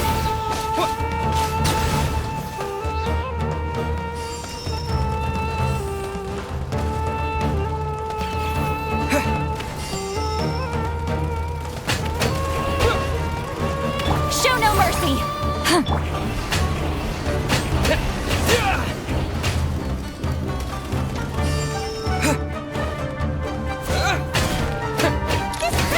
gone kaput! Now we can finally... It seems my subordinates failed to stop you in your tracks. Apologies, sir. There is no need to apologize. You did well to hold your ground against such a powerful adversary for as long as you did. I must commend your courage and perseverance. So, you're in charge here, huh? First the problems with Irminsul, now this mess in Gurabad? Are you the ones responsible for all this? I'm afraid I cannot answer that. I assume you aren't naive enough to expect answers from an enemy. Oh, this guy is so snooty! However you want to spin it, you're clearly involved in this somehow. So you can either start talking, or we'll have to make you talk. Let's get him! Traveler? What's wrong?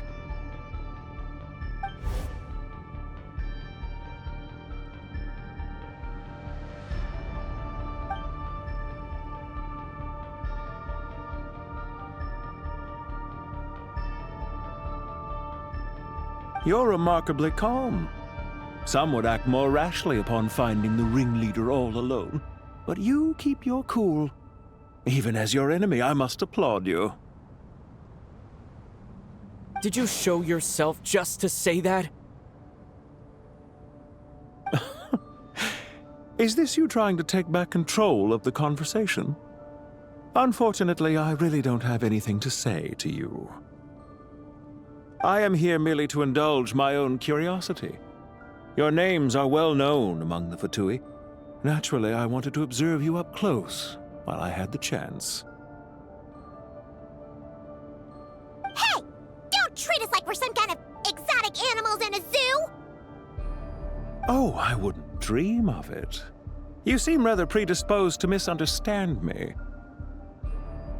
I'm quite aware that you are both heroes of great renown. You have resolved crises in many nations and won countless allies along the way.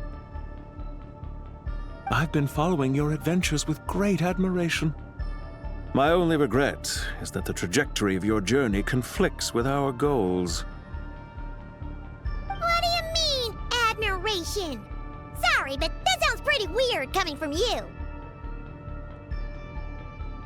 I don't see why. We may happen to occupy opposing sides, but there is no cause for deep-seated enmity between us. To respect one's enemy is to respect oneself. Well, now that you're observing us up close, what do you see? I've observed as keenly as I can. Yet, while I endeavor to understand, your true strength remains a mystery to me. Violence is not my area of expertise either, so, you see, I would much rather converse with you like this than determine a victor with the edge of a blade. Besides, I've heard that even 3 moons in the sky fail to eclipse your brilliance. I know better than to bite off more than I can chew. 3 moons? So you have a connection with the Harbinger, the Doctor.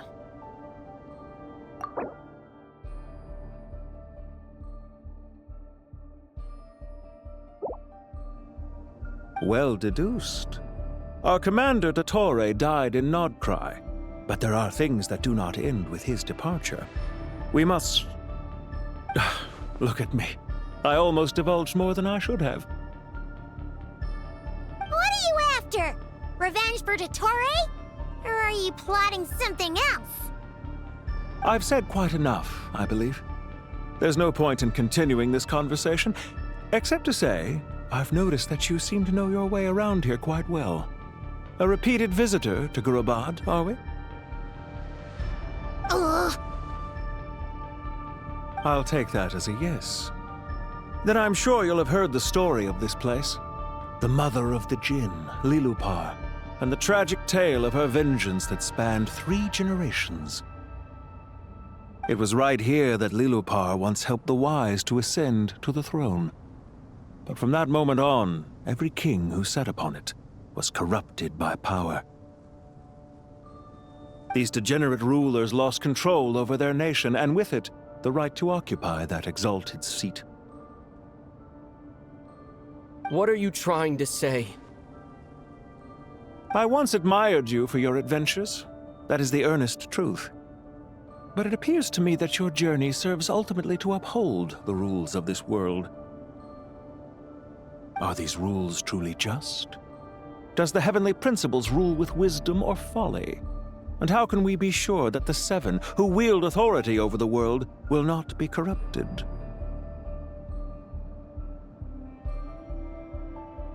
Do you seriously think you're gonna convince us of anything? Convince you? I'm sure my commander already tried that. Why would I waste my breath doing the same?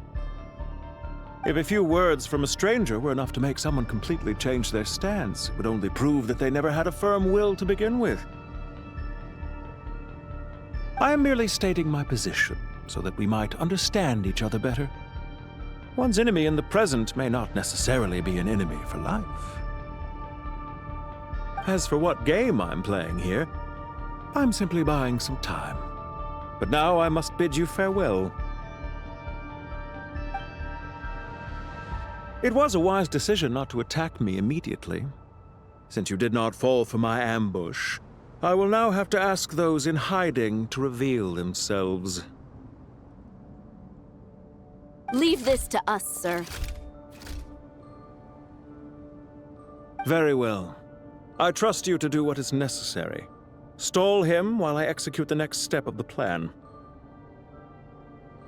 Sumeru City, Irminsul.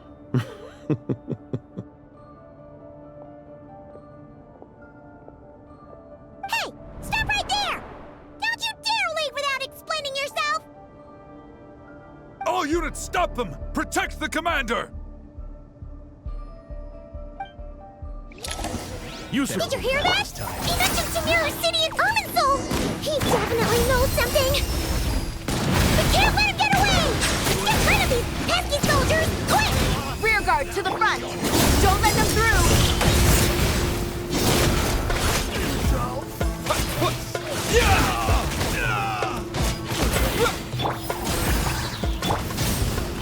Settle down! Get that thing in position! Hold on! Just a little longer! A new dawn rises! Rise with the sun!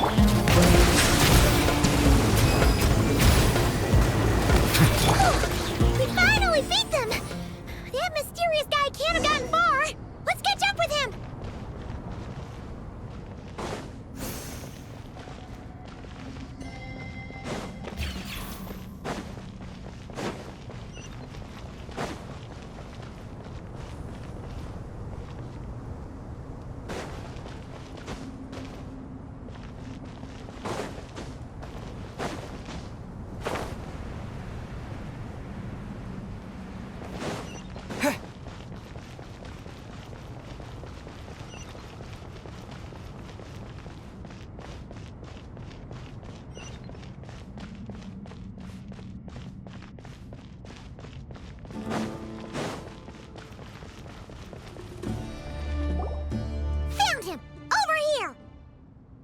You're very persistent. Hey, you! Stop running and explain yourself! What are you trying to...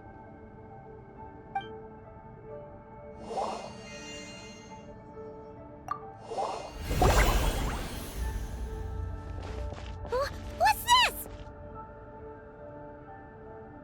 Relax. A small trap like this won't be enough to hold you. The sandstorms from Gurabad will die down soon enough, but this small window of time was all we needed to launch the next phase of our plan.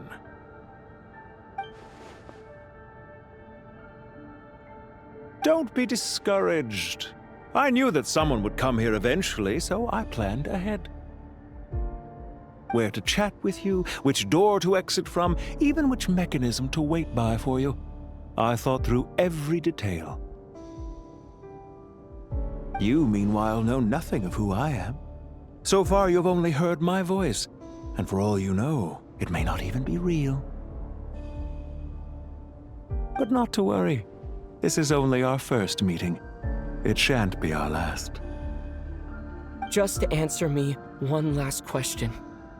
Why do you continue to follow Dottore? He has conducted countless cruel experiments, even on his subordinates. Follow isn't quite the right word. Let's just say even those you see as villains have their friends, even if they aren't the most sincere of friendships. When any set of rules is established, there will be those who benefit and those who lose out. People will do anything to justify what they have gained or escape from the hardship imposed upon them. Neither he nor I are tolerated by the rules of this world.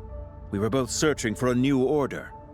Our ideas of the final form that should take may have differed, but our journeys took a shared path.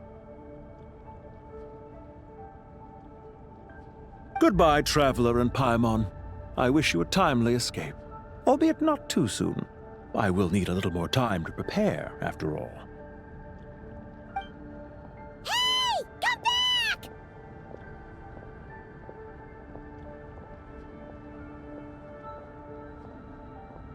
Wait, this dark wall. We've seen these on our adventures before. It swallows people up! Oh. I'm sorry! She shouldn't have jumped the gun! Oh, okay. He may have fooled us this time, but we'll get it back!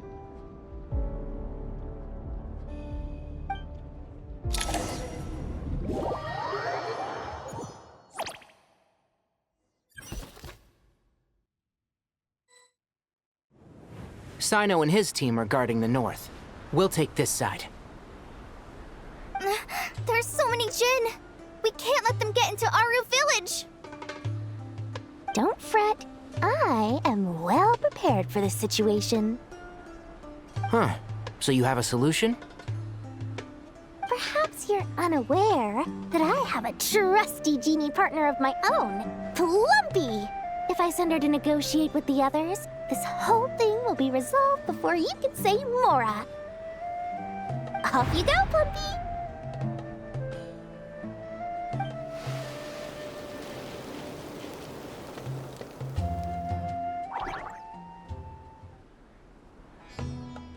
Come on, what's the holdup? 5,000 Mora. 20,000 Mora.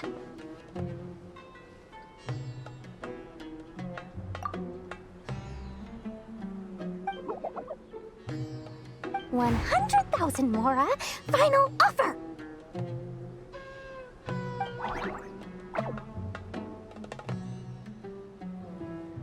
Ah, so she's a hired partner.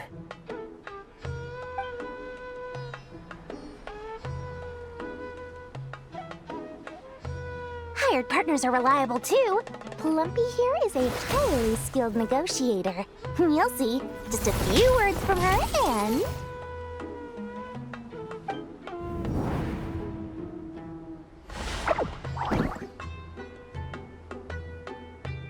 Plumpy!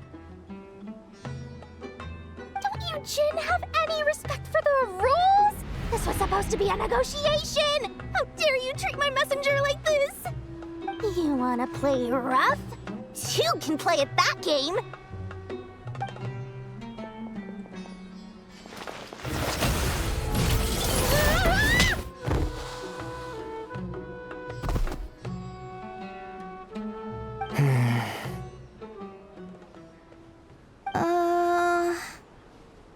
Looks like it's up to us now.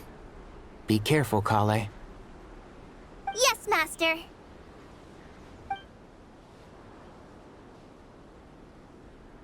What happened? How did I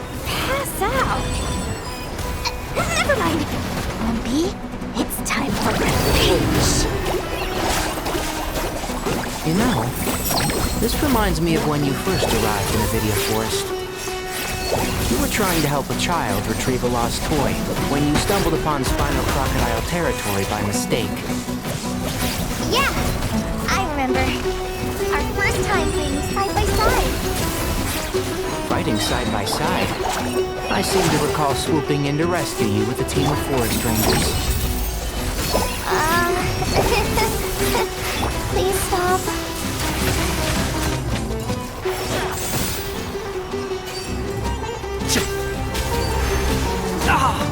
Very! Keep up. One with the force.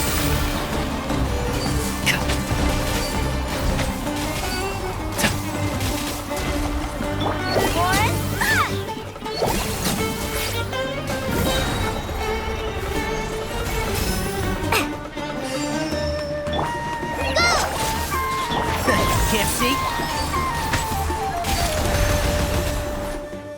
There's too many of them!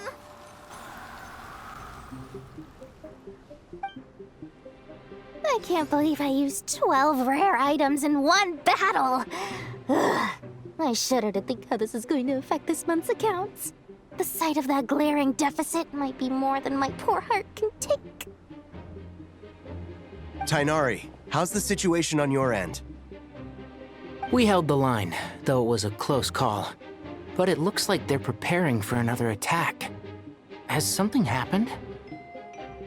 They've breached our defenses in the south. The Jinn are pouring in. We're moving the villagers to the north as we speak. We're hemmed in. This is getting precarious. Our margin for error just got a lot smaller. That's why we wanted to confirm your status. We need to consider our next move carefully. Bad news! Another line of defense has been breached. Kale, go with them and assess the situation. Dory and I will hold the line here. But Master! Even with 3 of us, we barely managed to. This is not a discussion, Kale. Don't worry about us. She clearly still has plenty of tricks left up her sleeve. Wait, you can't pin all your hopes on me? Oh, great. I've almost run out of the things I brought with me, and the rest is back at the caravan. I should be able to hold out for a little longer, but still... Master! Need any help? Huh? What is it, Kale? If things continue like this, it won't be long before Aru village is overrun by Jinn, and the sandstorms are sure to follow in their wake. I do have a plan, but I can't guarantee it will work. I don't care, whoever you are. Please just help us. The only one who can help is you. I am merely here to guide you along the correct path. I am a spirit created at the beginning. I am a flickering illusion. I am the shimmering light that flows from the eyes of the Creator. What do you mean? It doesn't matter. You don't need to understand it. Just repeat after me, one line at a time. Watch out! Jinn incoming! I am a spirit created at the beginning. Here goes nothing! I am a spirit created at the beginning.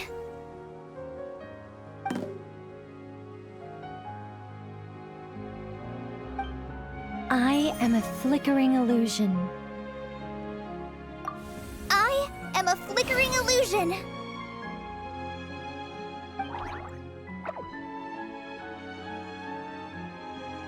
What's wrong, Plumpy? I've never seen you so agitated before. But how do you... Do you know what Kale is reciting? I am the shimmering light that flows from the eyes of the Creator.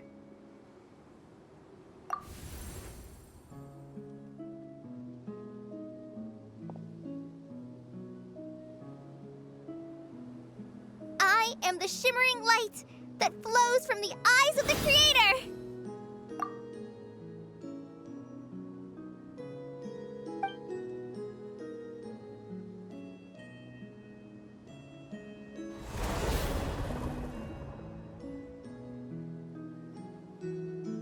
It's a song composed by the goddess of flowers, but very few records of it remain, even in historical texts. All we have is a few fragments. Is Kale an avid historian? Not to my knowledge. The Jinn have actually quieted down. Although, no, it's more than that. It looks like they're showing submission. Clearly the songs left by the goddess of flowers have a soothing effect on them. At the very least, they're much calmer now. Really? Let me try.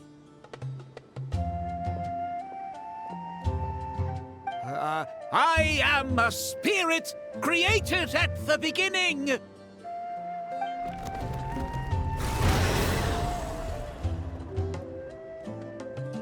Don't stay away! I'll stop! I'll stop! It seems like the song only works when Kale recites it. But why? Kale.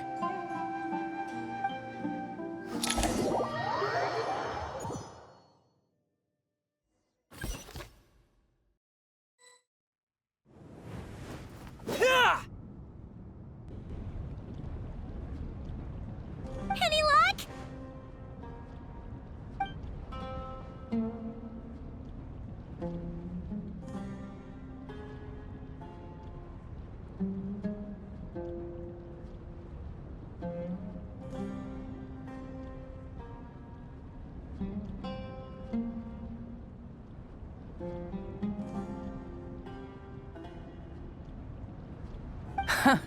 When I heard that loud rumbling in the distance, I thought the shifting sands had bust open the gates to some ancient treasure vault. Turns out it was just you guys. Huh? Wait! That sounds like... It's been a long while. Did you miss me?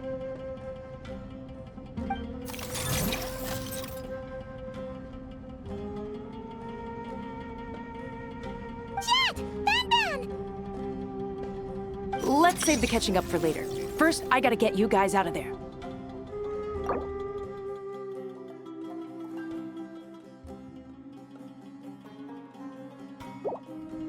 This should be the right mechanism. Ben, can you handle it?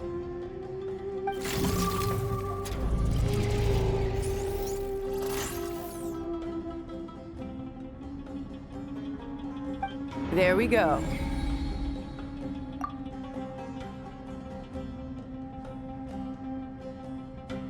Come on, let's leave this place.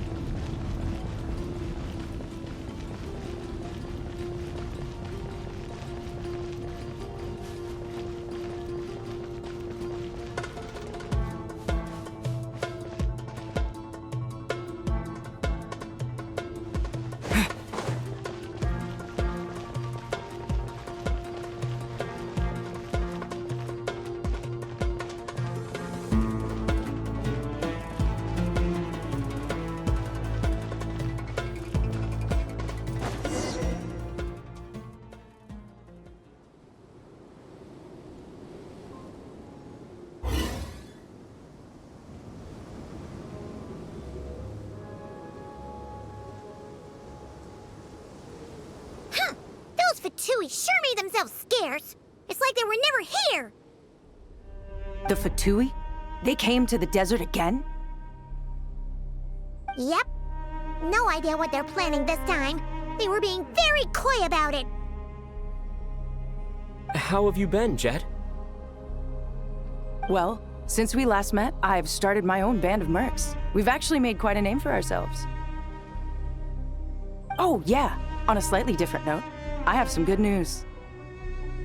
I finally took care of Masaira. Not much to write home about. It was just another day.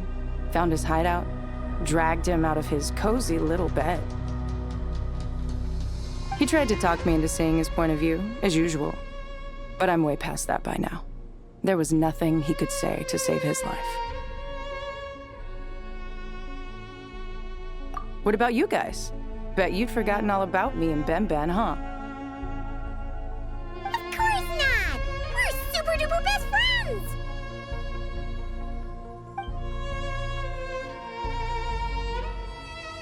Wow. Sounds like I should make time to visit some other nations too. Anyway, what brings you to Gurabat?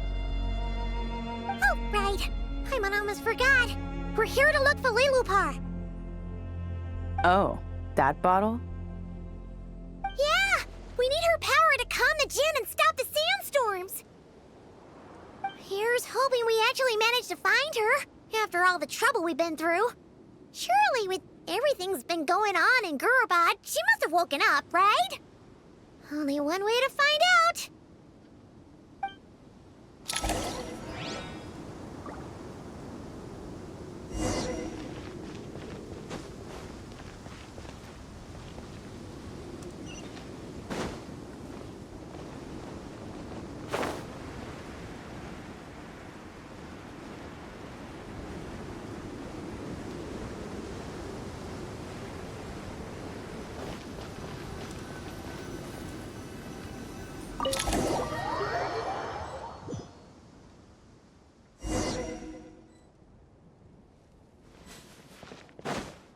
Let's see. She should be around here somewhere. Aha! Found her!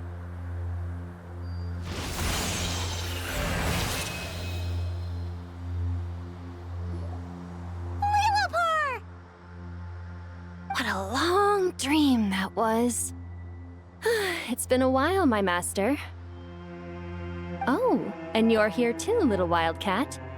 The four of us back together again. Imagine that. After we last parted ways, I merged with the land beneath Gurabad to suppress the dark calamities stirring in the depths.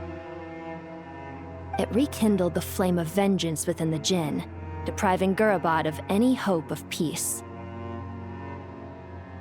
I fought against it for a long, long time, until one day, I sensed a change in a foreign land to the west. Suddenly, the pitch-black abyss fell silent.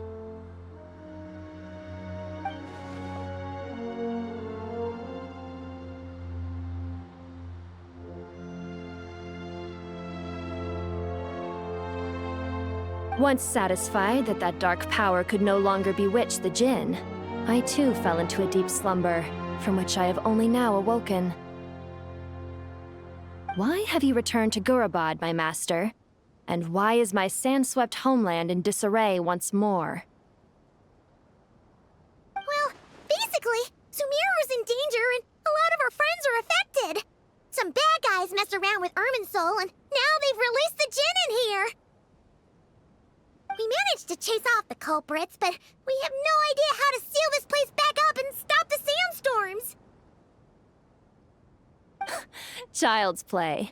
I shall quell the Jinn and scatter the storms. Thank you, Lilupar. No need to thank me, my master. I have granted many wishes in my time, and this was the most trivial of them all.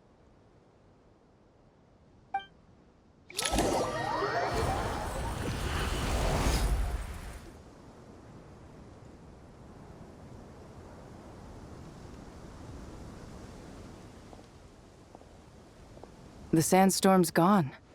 The sun shines bright again.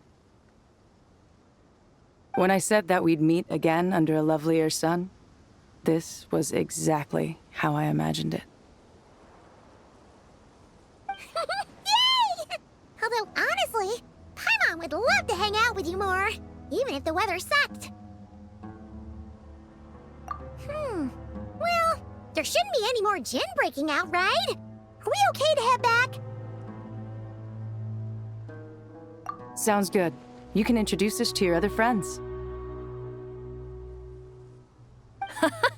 Another adventure begins. Lovely.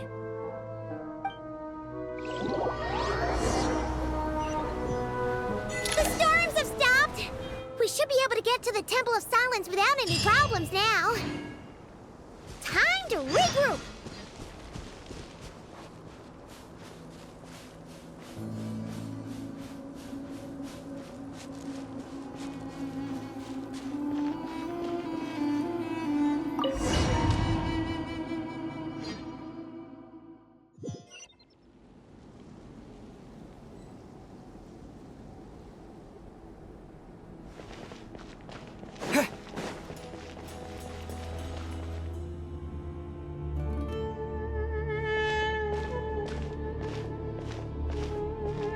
So, this is the Temple of Silence. I've heard the Nagarjanites mention it in passing, but I never imagined it would be this big. It's colossal. I thought the temple moved to the rainforest ages ago. When did they scamper back into the desert? I don't know. This plan sounds a little too risky for my liking. Even in King Deshret's day, this was experimental technology. We have no idea what could happen if we activate it. Well, unless you know of another viable alternative for the Akasha terminal, I'm afraid this is our only option. The plan is sound, and the risks are manageable. However, if we are to proceed, we must act quickly. The scale of this project is enormous. Even with Kave, Faruzan, and every other scholar of mechanics working on it full-time, the proposed modifications won't happen overnight.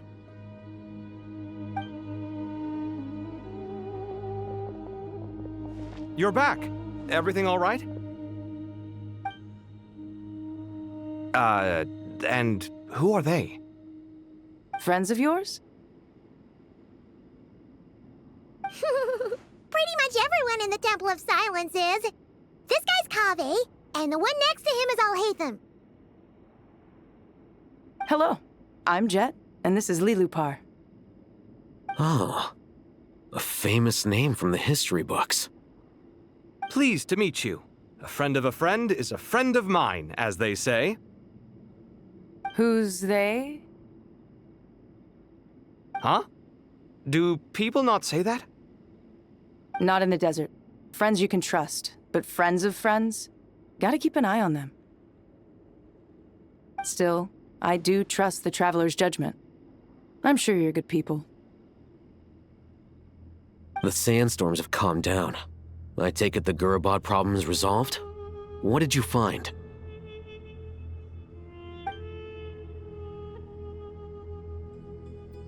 And after getting all smarmy with us, he trapped us there. Luckily, Jet used the mechanism outside to free us, and then we got Lilupar to put a stop to the chaos. Wow. Thanks for being there to help them.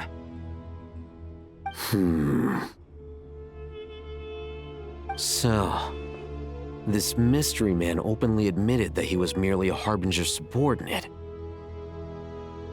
Yeah? Is there something weird about that?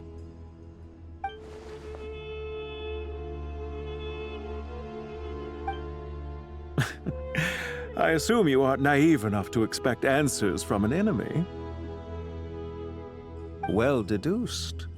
Our commander, Dottore, died in Nod Krai.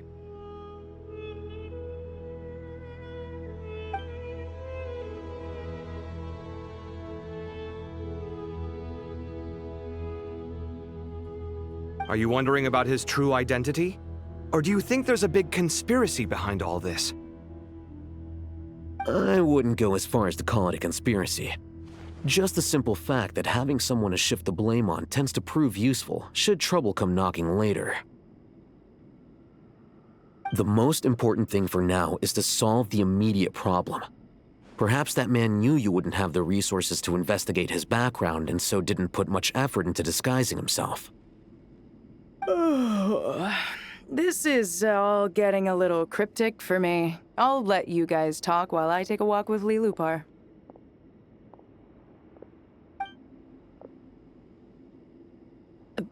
jet? Aren't you with the Blazing Beasts? What a coincidence. Didn't expect to run into you here. We're mercs. You can run into us anywhere. Who's this with you? So, did you find the solution you were looking for in the Temple of Silence? You bet we did. This place is incredible. It has everything. So far, we've discussed a plan and verified its feasibility. Building a new system from scratch is out of the question. So our only option is to modify the Akasha using certain resources we hope to find in the mausoleum of King Deshret.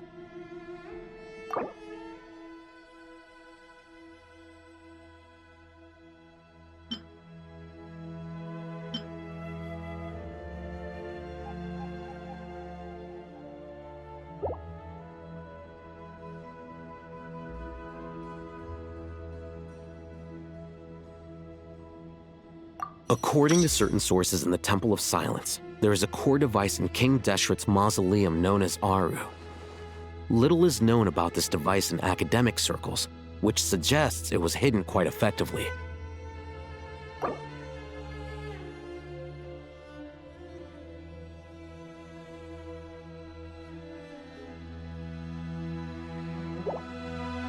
If these sources prove correct, the energy contained within Aru may be sufficient to power our Akasha renovation plan. However, this raises difficult questions regarding technological integration. The sages are still debating it. Yeah, but I'm sure they'll reach a compromise once they've argued it out. The people of the rainforest are always cautious when it comes to desert technology. But times of crisis like this leave us with little choice. Wait, Paimon has a question. Is this the same Aru we've heard of before? It's sealed off, right? Some sort of prison where the Goat King, Ibis King, and Crocodile King are locked up. Well remembered. Yes, that's exactly right. According to our records, Aru was the most brilliant creation King Deshret ever conceived of. Built by divine and mortal artisans working together. It was a miraculous accomplishment, and it lies hidden deep within the king's mausoleum to this day. That being said, what Aru actually does and why it was built, those are deep secrets we are not privy to. Until recently, I wouldn't have been optimistic that the place even exists. The only reason I'm inclined to believe it now is because we heard it from the Ibis King Thoth himself at his temple. The tale of how the 3 retainers of Al-Akhmar were imprisoned in Aru. Paimon totally gets that. When Paimon first heard about it, she thought it sounded pretty unbelievable too. Do you guys still remember that? The Ibis King told us they were trapped in Aru and that they had to answer 3 questions to get out. I think I remember. What causes our rise and fall?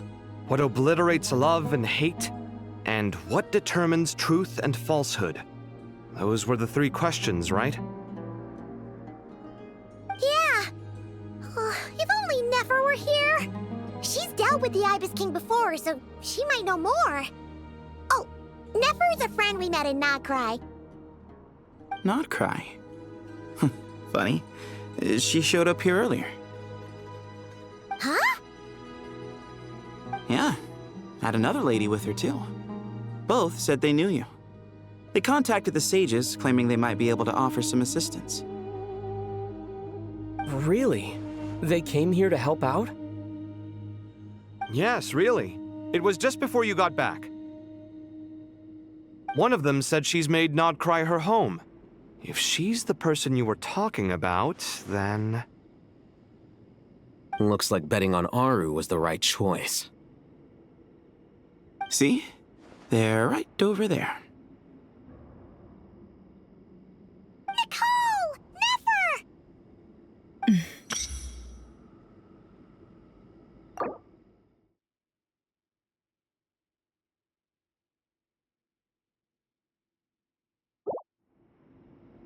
Why, hello! We're here to help.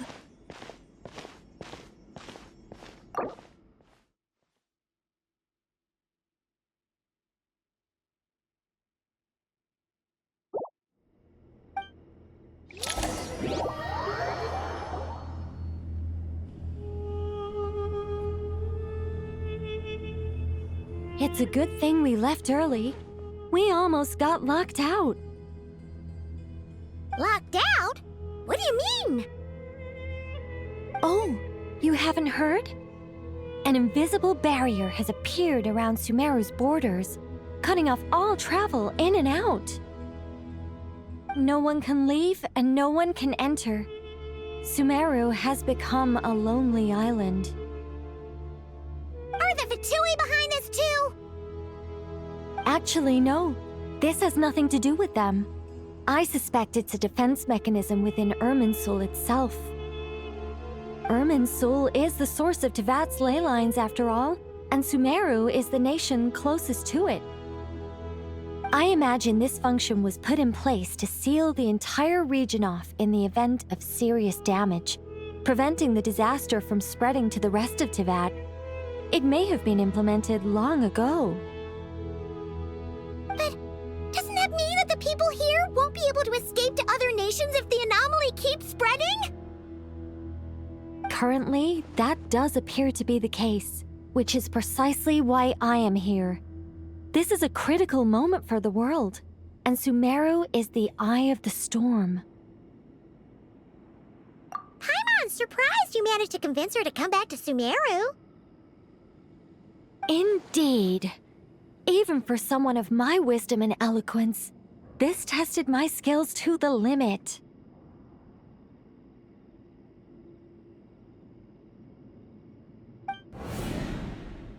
And why should it concern me that Sumeru's in trouble? Surely you don't think I still have feelings for that place? Judging by your tone, I suppose you don't. Sounds like you don't know much about my past. And here I thought you knew everything. All I know is that the Ibis King is the source of your power. He was quite a prominent moon envoy once upon a time, so I do know a thing or two about him. As for your past, I have ways to learn the full story if I wish to, but everyone has secrets they'd rather keep to themselves, wouldn't you say? I'm glad you see it that way, Miss Nicole. I've chosen to call Nod Krai home, which is why I did my part in its hour of need. That doesn't mean world savings become a habit with me. I have no particular desire to play hero in Sumeru, thank you. I understand. Human emotions do not appear and disappear without cause. There is always a reason to be found behind both salvation and destruction. Still, if time has taught me anything, it's that human emotions are often complex and in conflict. That's why people change their minds about things all the time. But that's where we angels come in. Our duty, ultimately, is to guide people towards their deepest, truest desires and help bring them to fruition. So I wish to hear about your past, because I do not believe you are motivated by hatred alone. And if we still arrive at different conclusions in the end, that's okay.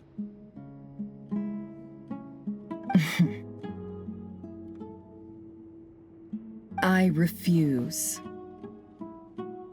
Wait, what?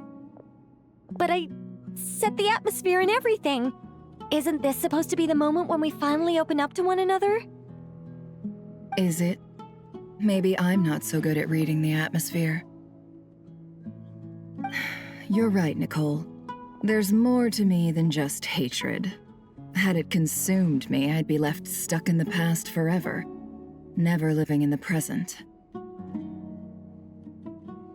But I don't think that your guidance can change my mind. The all-consuming sands, the bloodshed, both deserved and undeserved. Those old emotions cling to me like a shadow. Do you wish to shake them off? No. I hope to remember them forever. Those emotions and memories shaped me into the person I am today. They'll always be a part of me. In that case, would you like to hear my perspective, at least? Sure. It's not every day you get to hear an angel's opinion. A long, long time ago, when the angels still walked freely upon the earth, I found life tedious. Monotonous work, lukewarm relationships. Things weren't nearly as interesting as they are now. And yet, since the angels' demise, I have found myself missing those days on more than one occasion. Human emotions are often attached to a person, a place, or an object. When those things are gone, the memories quickly fade, and the emotions slip away along with them.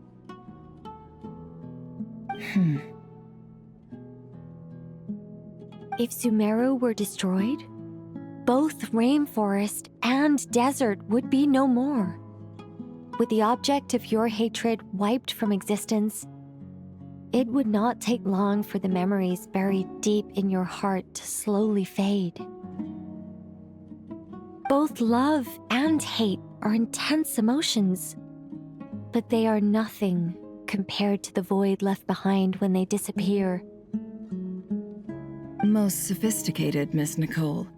But anyone focused on the future could only ever applaud the destruction of the things they hate. Still, I'm a special case. Someone once told me that human memory is more selective than a Mora-hungry merchant choosing between customers. We all need a reality check once in a while, so we don't forget the truth. As much as I dislike Sumeru, this is no way for it to perish. All right, you win. I'll help you out a little, but I won't work for free. How much will you need? You're not gonna milk this for all it's worth, are you? What do you think?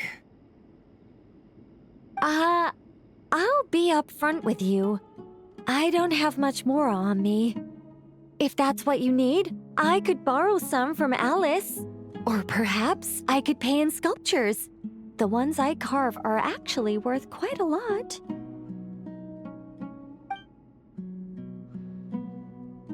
Just cover my travel expenses. Huh? Is that all? That's all.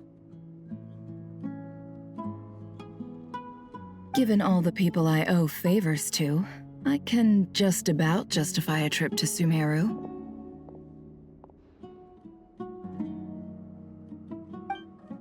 Yehoda! Here, boss! What do you need?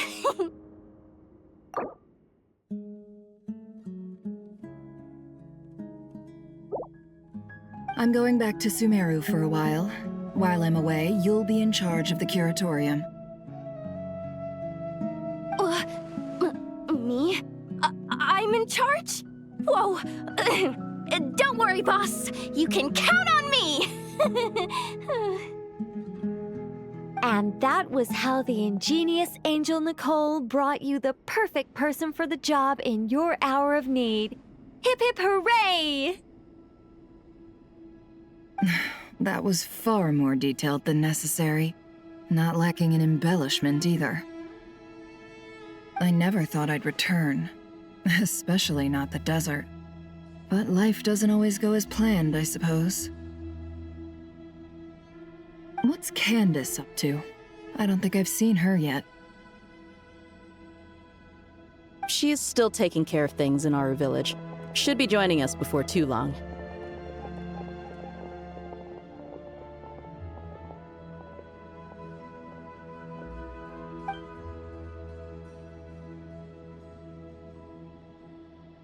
Oh, and sorry. Hope we're not interrupting anything.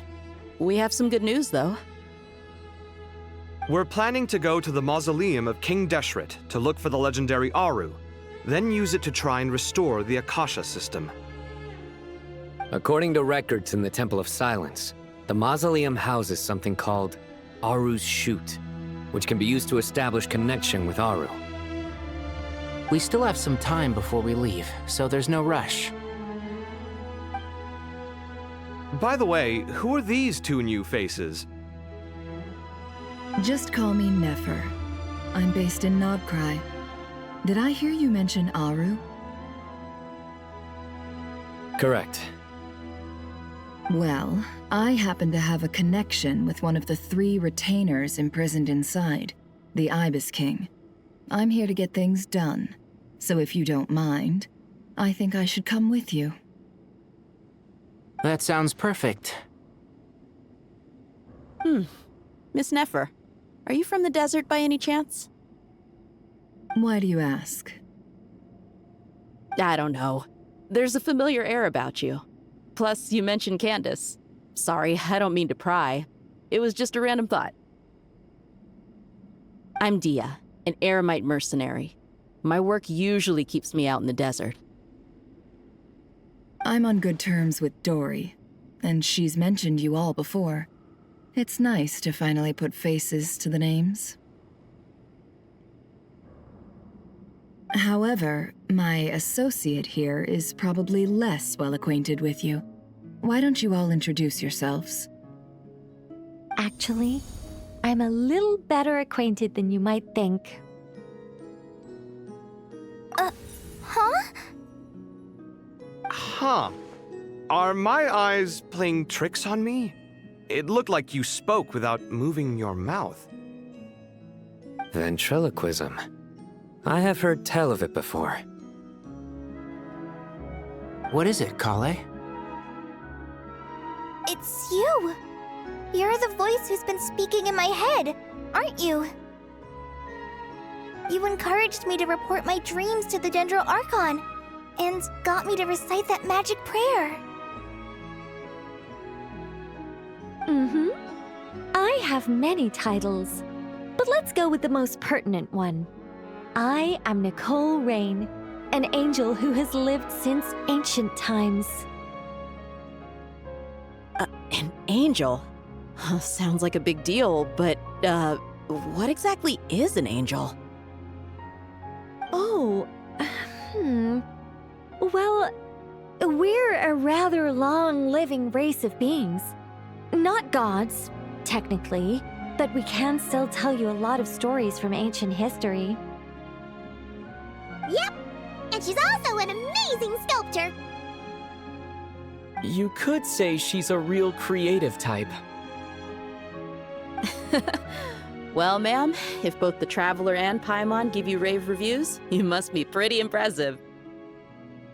Oh, please don't call me ma'am. I find it so awkward when people get too formal with me. Just relax and be yourselves. No need to be nervous. Miss Nicole, if it's okay, could I ask you a few questions? Yes, you may. I can see your heart is filled with confusion, and you are desperate for answers. I also know which questions you want to ask me. Why did you dream of Sumeru City in disarray? Why did those verses soothe the Jinn only when recited by you? I can guide you to the truth, but it involves a personal secret of yours. I'd prefer to speak with you alone, if possible.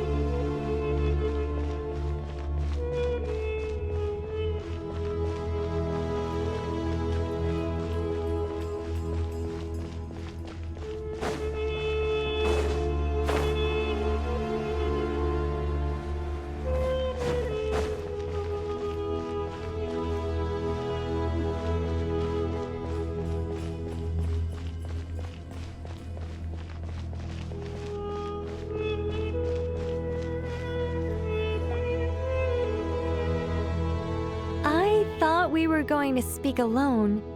This is a lot more people than I was expecting. What's wrong with it? Even the doctors at Dar al-Shifa allow patients to be accompanied by family members. Well, if Kale doesn't mind her secret being revealed, I have no problem with it.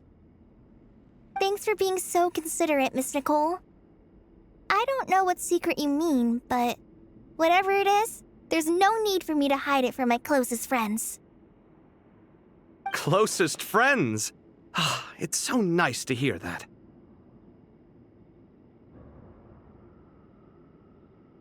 All right. In that case, I'll get right to it. Kale, are you aware that there are god remains inside your body? I am. When I was young, I got sick with Elazar.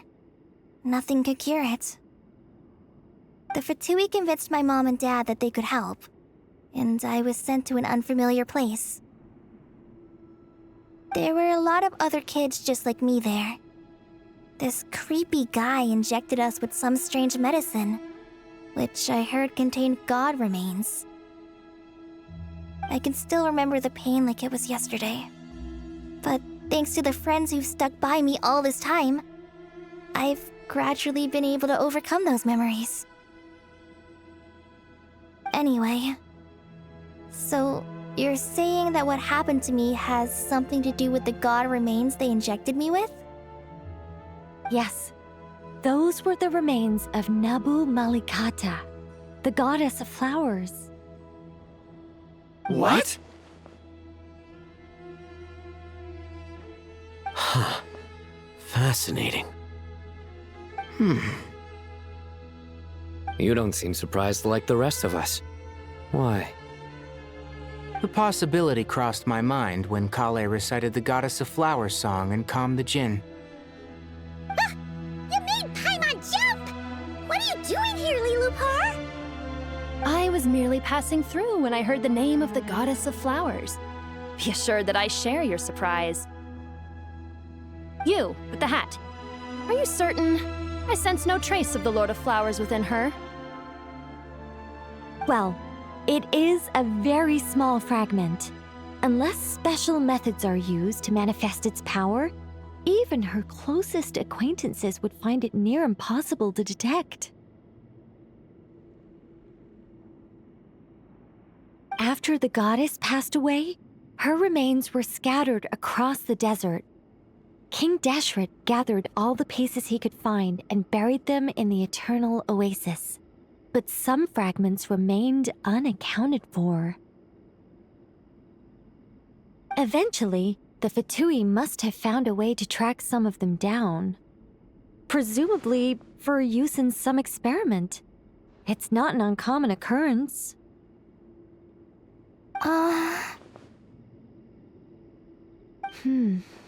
You're more shaken than I thought. In one sense, you've been extraordinarily lucky. So many people who yearn for this kind of power never attain it, yet you have coexisted with her all this time without even realizing it. I don't know what to say. I'm glad that I could help everyone with this power, really. But knowing that a fragment of the Goddess of Flowers is inside my body is... it's a strange feeling. Well, people value their autonomy very highly. Even a well-intentioned intruder can shake one's sense of self. I understand how you feel, Kale. But once you get used to it, you'll find it's nothing to be concerned about. Huh. I guess you, of all people, have a good reason to speak on this. 2 good reasons, in fact. Incidentally, 3 is the maximum number of Hermanubis' Ba fragments that I could bear.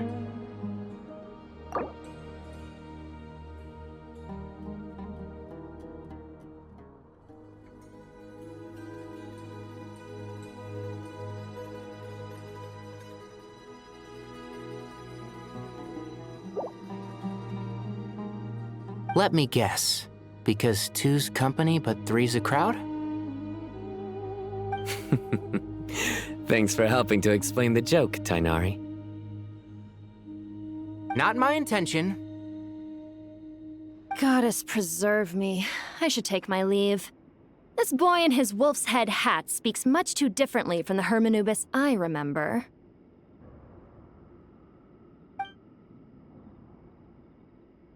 Kale, all I'm trying to say is, no matter how many Hermanubis fragments there are within me, you wouldn't think of me as Hermanubis. In the same way, you are simply you.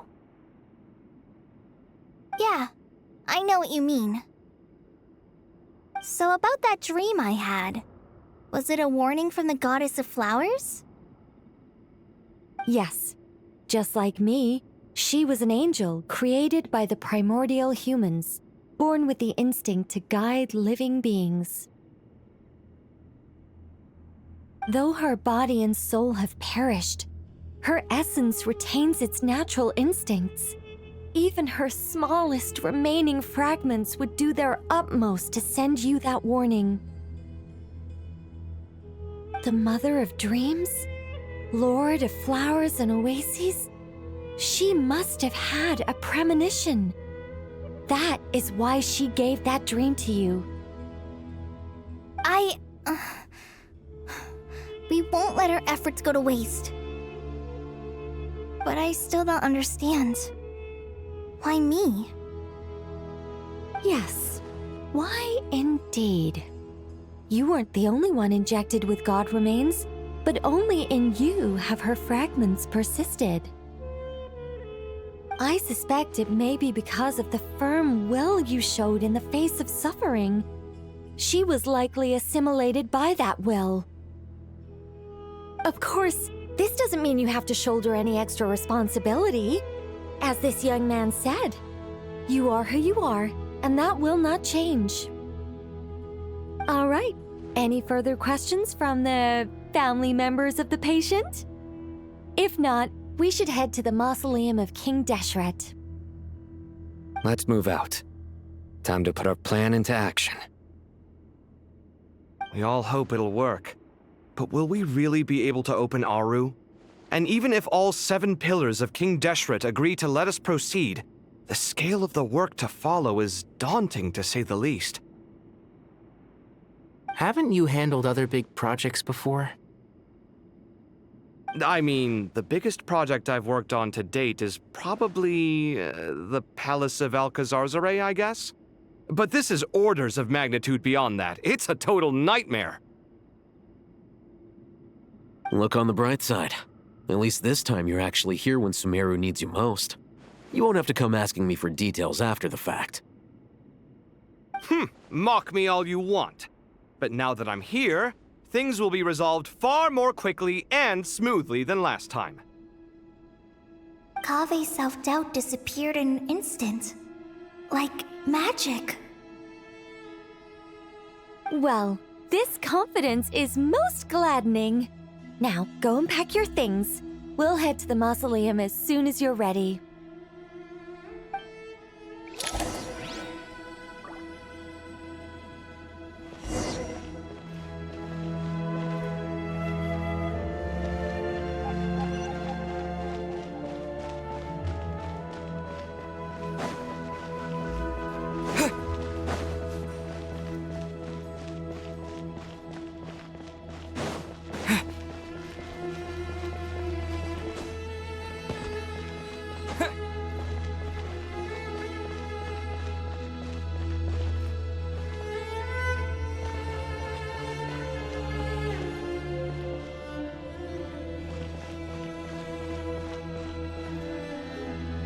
Oh, Miss Nicole.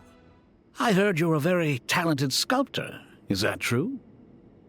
Oh, I don't know. I wouldn't want to blow my own trumpet.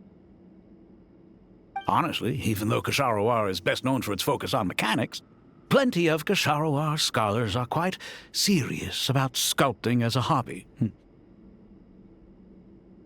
So if they rate your work, that's enough for us. We just have to take a look. Who's we? Myself and a few other scholars. Kashif, Daneshvar, come take a look. Oh, well, If you insist, I suppose there's no harm in showing you.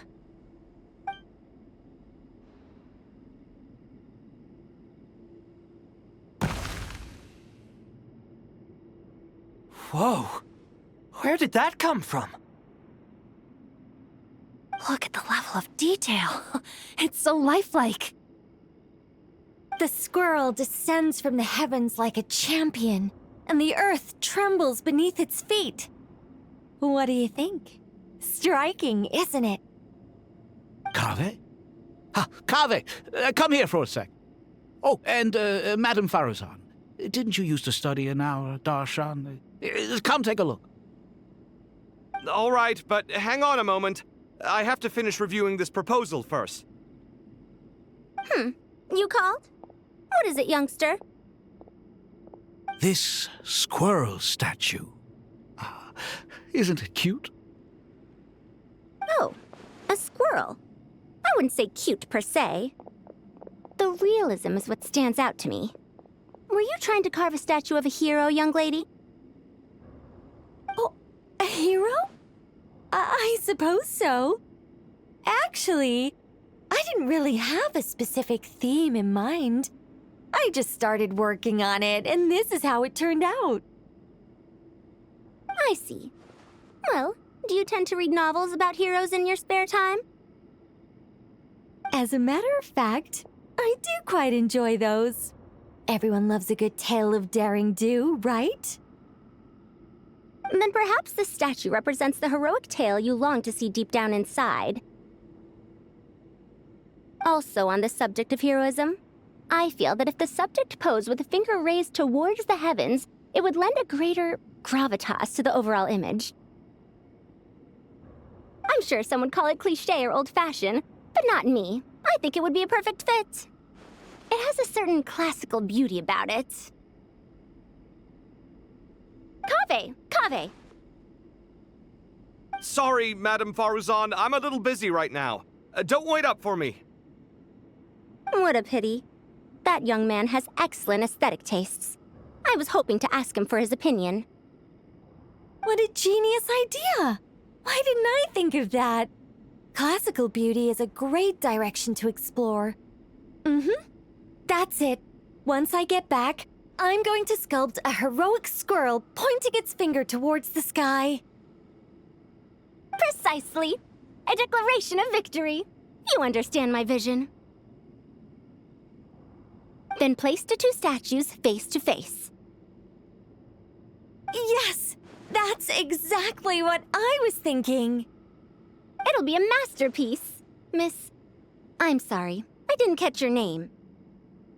Just call me Nicole. Madame Faruzan, was it? What? No. That wouldn't be right. Why ever not? Madam is a state of mind cultivated from within. Anyone may call me Madam if they so desire.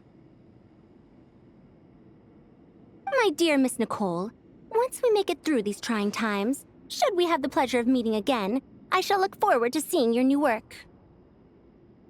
In this day of age, it's rare to find people with an appreciation for classical aesthetics. Meeting you was truly a pleasant surprise. Honestly, I feel the same way. It's been a long time since I met anyone interested in this style of statue. Clearly, they don't call you Madam for nothing. Also, I have to say, you're a very good judge of character. Because when I think about it, I really am someone who likes stories about heroes. That must be why I've quietly kept watch over generation after generation of them. Sorry, keeping watch over heroes? What exactly do you do for a living? Oh, never mind that. Let's not tell Madame Faruzan about Miss Nicole's true identity for now. Good idea. Let's limit the conversation to aesthetics.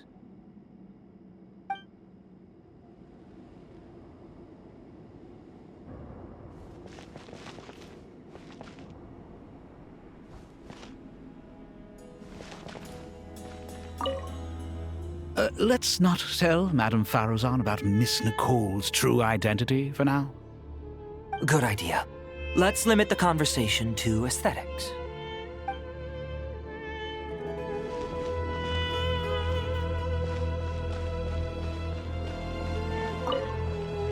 What's wrong? You look a little depressed. Kale got a fragment of the goddess of flowers, and all I got was one of the 7 pillars who served under King Deshret. I lost out, didn't I? That's what you're upset about? You're such a child.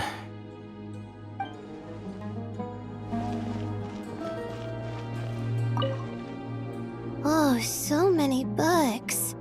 More than I could ever read in my life. But I've learned a lot that the textbooks could never teach me.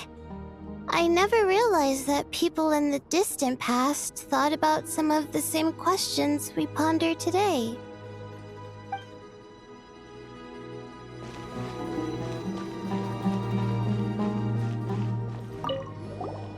Paimon! Thanks again for your notes. I'm done copying them, so here you go. You're welcome. Just let Paimon know if you ever need help again.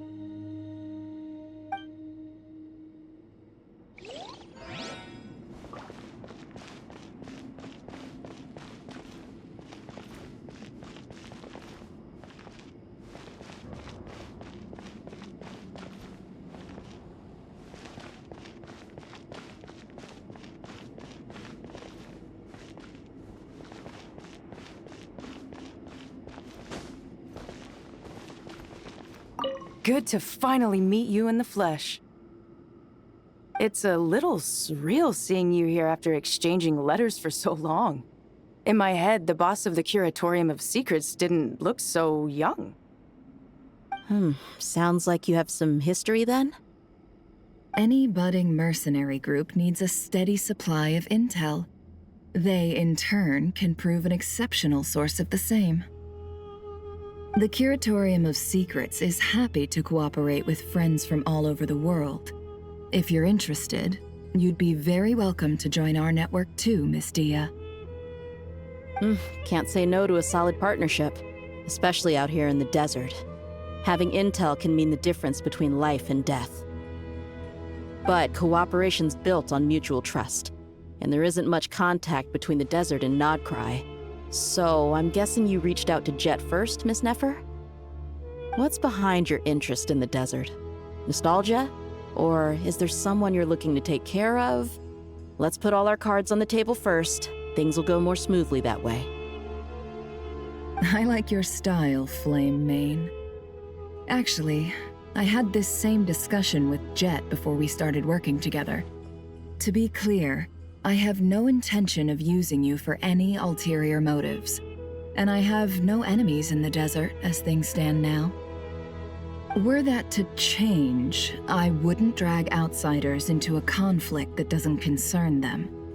There's no point in doing certain things if you don't do them yourself. Wouldn't you agree? Well said. Taking responsibility for one's own affairs is the way of the desert folk. Huh. It's like you're one of us. You sure that's a compliment? Absolutely. I'll take it. Perhaps we can discuss our cooperation in more detail now? Sure. I love working with no-nonsense people. And you certainly fit that description. I look forward to a fruitful partnership. As do I, my friends.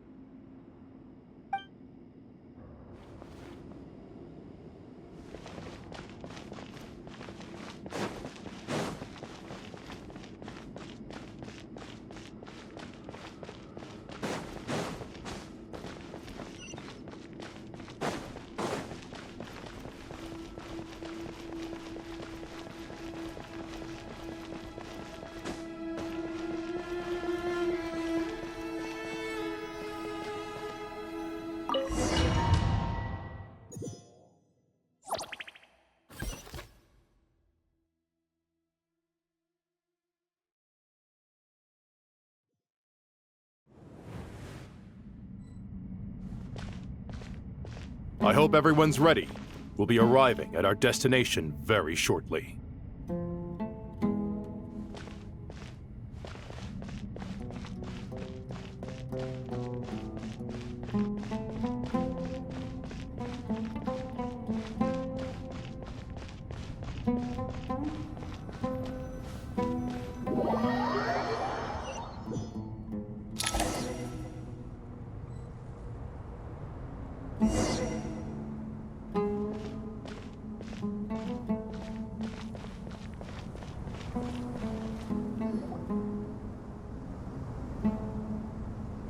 Why, we've not seen so many visitors ever, really. What is this place now, a tourist attraction? Ah, closer inspection reveals many familiar faces. To what do we dusty old fellows owe the honor? Surely you're not just here to chat. You surmise correctly. We are here to carry out a rather enormous project.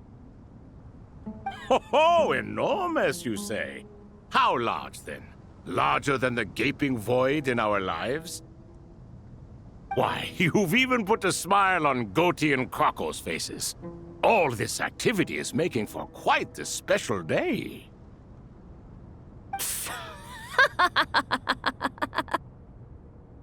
I know that laugh. Lilipar? What on earth are you doing here?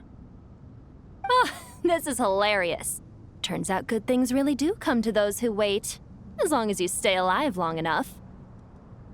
When did you three get locked up in here?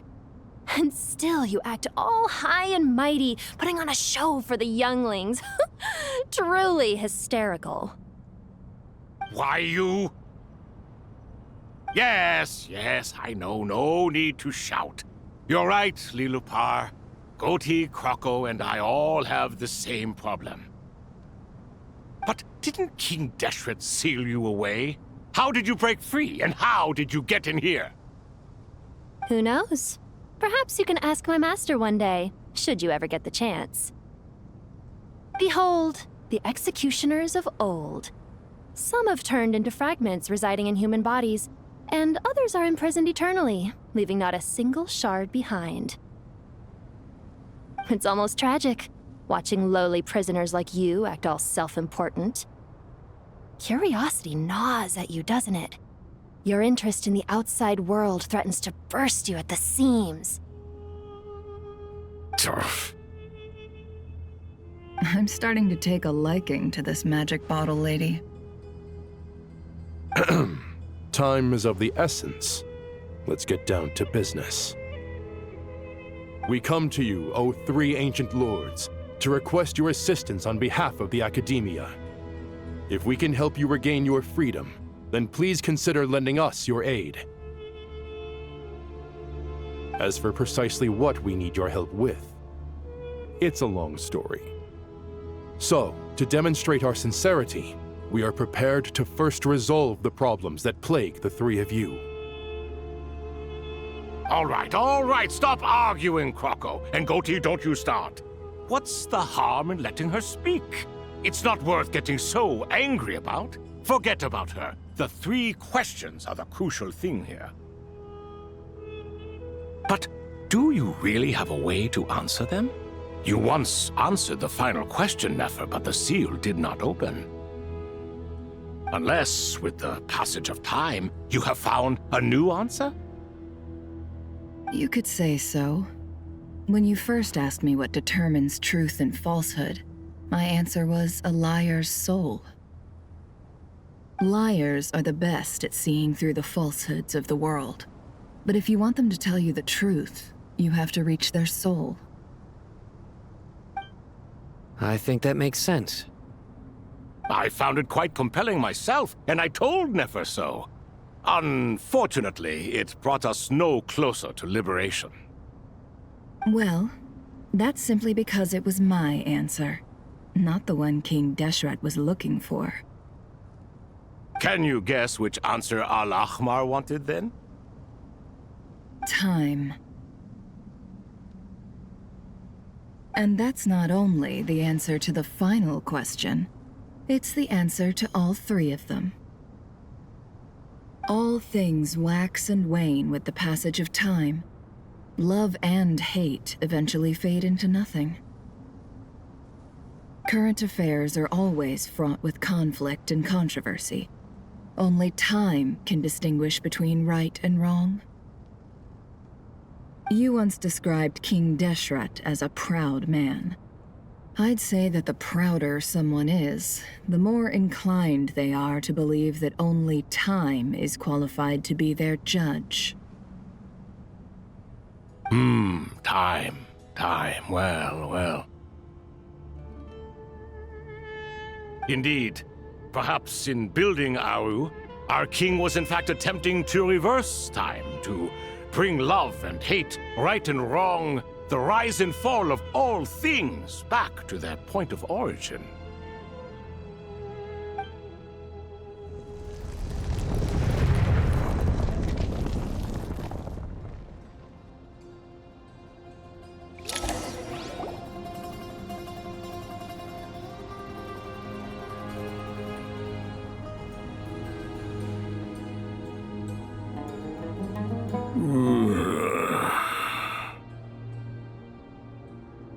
This is the most eventful day I have experienced in a long time. You have my sincere gratitude.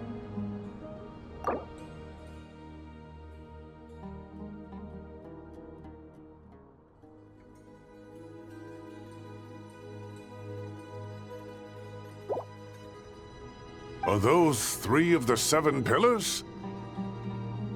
Turns out the statues were quite faithful to the source.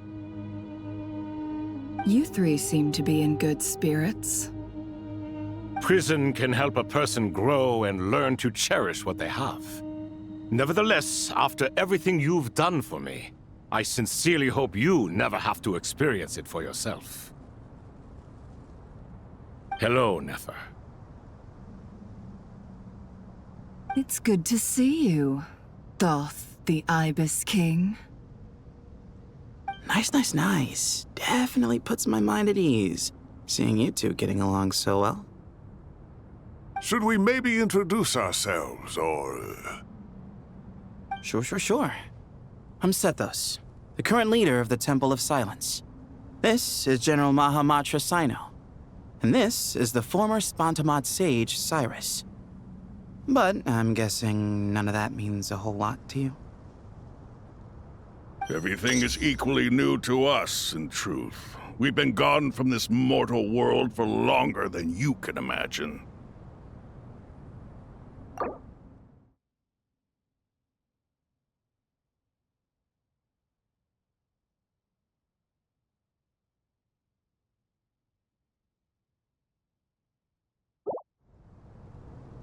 Let's hold off on the introductions for now.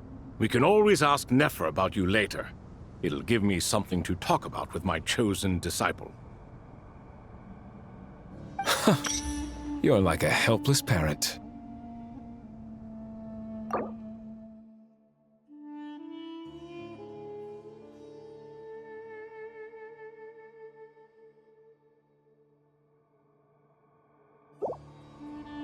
Gods and people of yore are not necessarily welcome in today's world.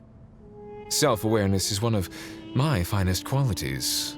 I thought I ought to share its fruits with you 2. Is that so? Well, I think we'll take it in stride, just as we did with the 3 questions. Let's not forget, it was my persistence that won you both your freedom. Fair point. I have to applaud your persistence. And I must praise you for your wisdom. Now, state your wishes, young ones. I'm sorry?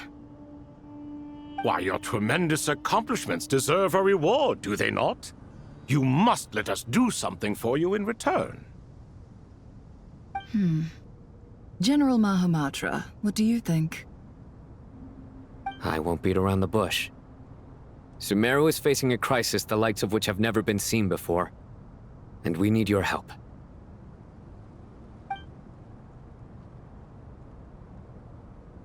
Every calamity throughout the ages has been connected to us in one way or another, whether we were its cause or consequence. Whatever is wrong with Irminsul, it severely affected the Dendro Archon. She fell into a coma and is currently receiving treatment from the Dendro Dragon. The Dendro Dragon? I'm sorry, the Dendro Dragon is helping to heal the Dendro Archon? Not a pep, surely. Not vicious, cruel a pep who possesses no virtues aside from her basic instincts. Ah, good heavens. Oh, I shudder to think what could have caused Lesser Lord Kusanali to suffer such a plight. Still, why would the Dendro Dragon lend you her aid?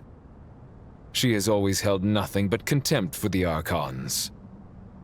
I suppose she and Kusanali must have some history. You can help us make history too. A smooth talker. Well said, lad. Currently, no one can connect to Irminsul. We hope that by opening up Aru and making some modifications to it, we can use its technology to our advantage. Unfortunately, Aru is an imperfect creation. King Deshret never managed to realize his full vision before his death. Much remains to be done if it is to be pitted against Irminsul itself. Besides, I hear your reasons, but to give Aru up over such would be... The archaeological records clearly indicate that although Aru's construction took a long time, it was not beyond human means to achieve. Modern technology should solve the efficiency issues. We have no choice but to go all in on this. This is by no means a threat. But the only reason we helped you escape from Aru was to gain the necessary leverage to negotiate with you. You asked us to state our wishes, and we have. Each one of us here needs your help, as do all the thousands of people living in Sumeru. They need you, and they need Aru. What do we think, my fellow old fogies? Shall we lend our support or not? Since you ask so nicely, naturally. Naturally what? Are you for or against? I simply mean we shall do what comes naturally. You claim that you wish to open Aru. Know you then that the golden slumber created by King Deshret is preserved within?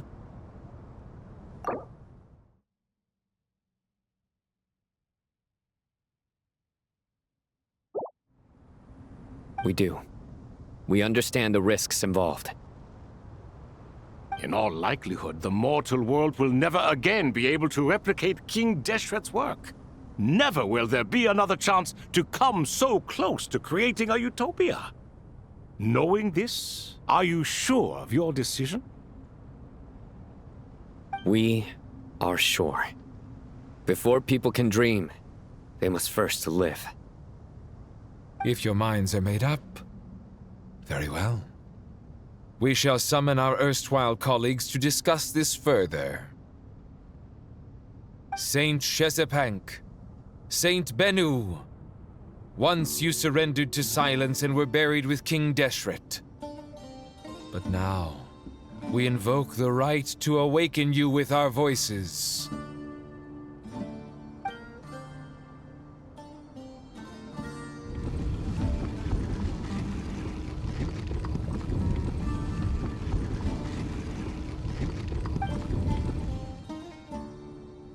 Saint Bennu, responding to your call. 3 kings detected. Initiating autonomous will.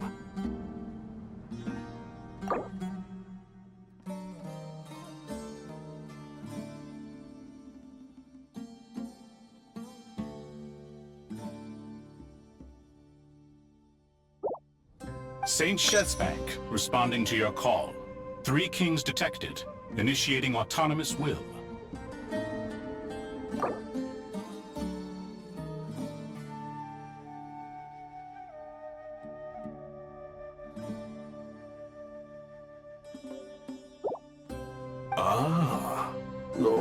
Barishoff. What a long time it has been. I trust you are keeping well. Then your trust in my well-being has long outlived your physical body. You have always opened with that same phrase, in life, death, and now even beyond. Al-Akhmar is long gone. What is the reason for this meeting? You're awake? Good. We are voting on whether to give the people of present-day Sumeru access to Aru and permit them to perform technological renovations. You have the right to support or oppose the motion. Aru is the pride of Al-Akhmar. Opening Aru requires the unanimous consent of the 7 pillars. I hope you have a convincing reason to present to us. Sumeru is currently in the midst of a major calamity. Let us not forget that while Al-Akhmar was a stern ruler, he was also a teacher of wisdom. A god without his people shall cease to exist, and King Deshret's greatest wish was to provide protection for his people. Let us then honor our God King's wishes as we consider our decision.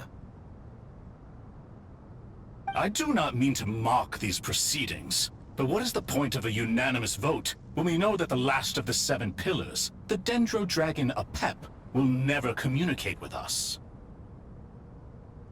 This will no doubt surprise your mechanical mind, and I have no intention of trying to persuade you it is true.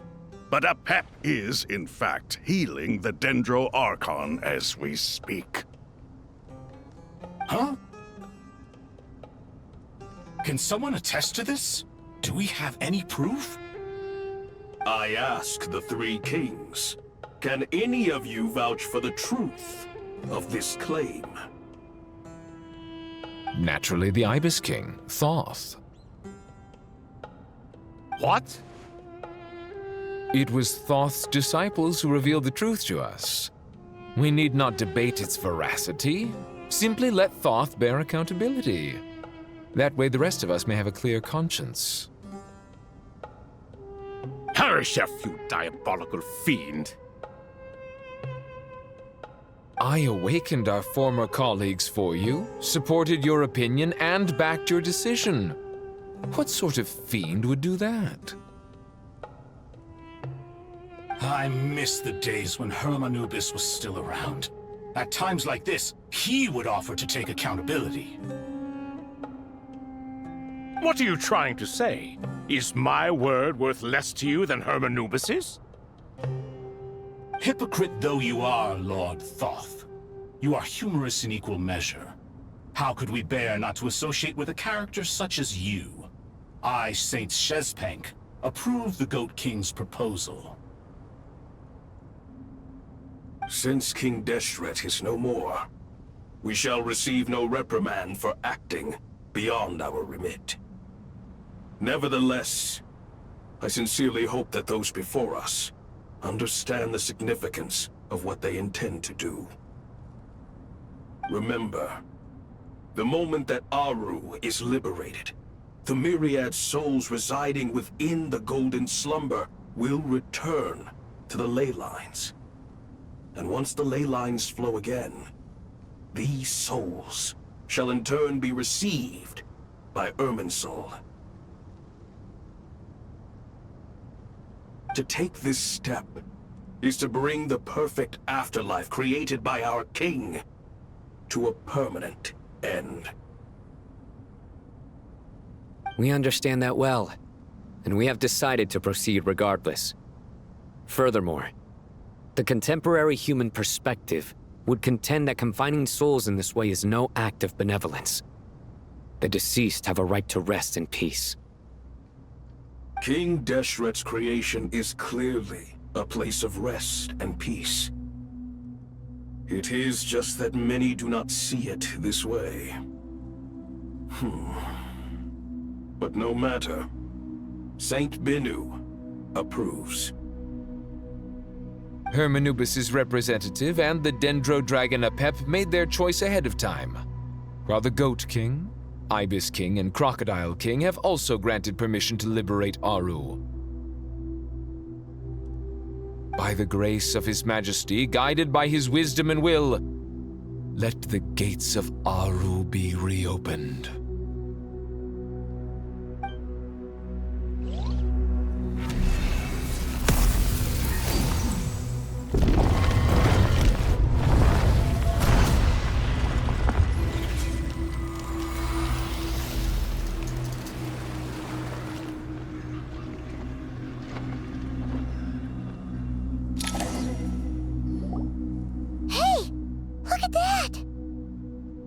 What's this? Are we under attack?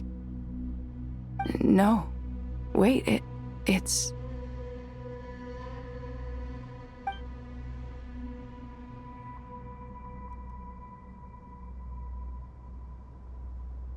Here you are. Through the sands of time. I see you. Father. Father, is it really you? It's Jet's father, Jibriel! That's right! He entered the golden slumber, didn't he? I smell blood and sand on you. You've grown. Strong as a wild beast, and without shedding a tear. You have to leave, don't you? Please, just answer me this. What should I do for you? This meeting is a blessing from the gods. My soul, once imprisoned along with that of Samael, is finally free. I am truly grateful for the chance to see you again. That the dead should meet the living is itself a miracle. One brief, precious moment is enough. Enough to set my heart at ease. Do not weep for me, Jet. I know you will accomplish many great things in your life. You will go further and climb higher than I ever did. All I ask is that you take good care of yourself.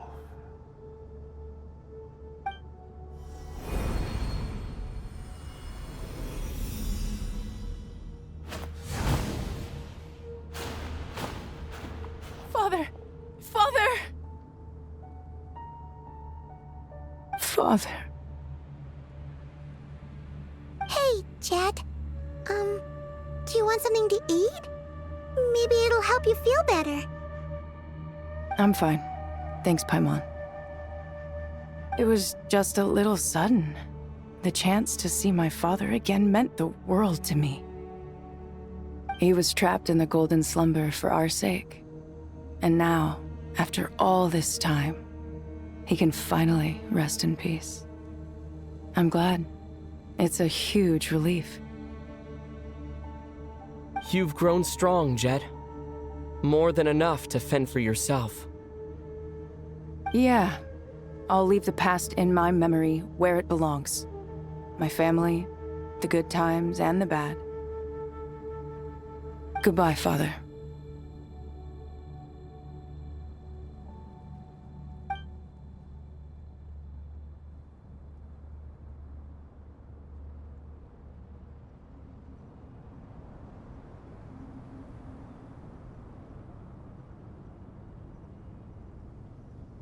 Ah, me, what a touching reunion that was. It seems we did a good deed today. We three retainers, once imprisoned for our iniquity, are surely the least qualified to judge whether this deed is good or bad. Either way, Aru is open. Now you have your opportunity, and with it, whatever trouble may ensue. Although Aru was created by a god, human craftsmanship was nevertheless required to build the gate that connects it to this world. Perhaps the relationship between gods and humanity follows a similar principle. As for your proposed renovations, we cannot determine which functions to keep or discard. Proceed as you see fit, but please entrust the task to your most accomplished scholars, or Bennu will be most displeased. It matters not. The Ibis King shall be accountable if any problems arise. Ibis, you chose to take on disciples, and so it follows that you must accept the risks of associating with humans. If I'd known you'd be like this, I would have locked all of you away in Aru, never to leave again for all eternity. All of us? What does this have to do with me? Vilify me no further. Scholars, since you have liberated Aru, allow me to present you with a gift. Using Aru's power, we shall install a defense mechanism at our king's mausoleum. You must be guarded even against Irminsul itself. This shall afford you some convenience. Unseen and unheard, from this moment forth, none may by sight or hearing perceive anything said or done within the mausoleum. Amazing. And all this is achieved just with the power of Aru? With technology from the heavens, the possibilities are endless. Just because King Deshret did not use it for this purpose does not mean that it cannot be done. So, marvel away. This is the reward you have earned. All right. Well, that resolves the issue of confidentiality. What about the technical side? Do we have the manpower? Why, yes. I've already contacted them. They'll be here soon.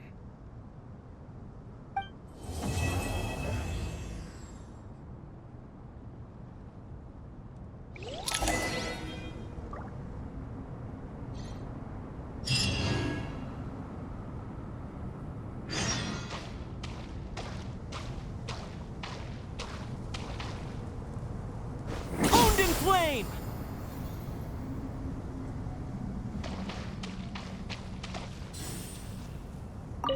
Ah, fresh air.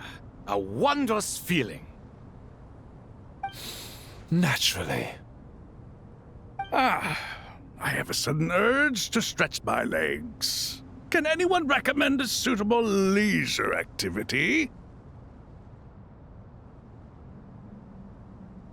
I might have had some recommendations for you were this the past, but here and now, for someone who has just left prison, there could be no greater joy than simply being outside of it at last.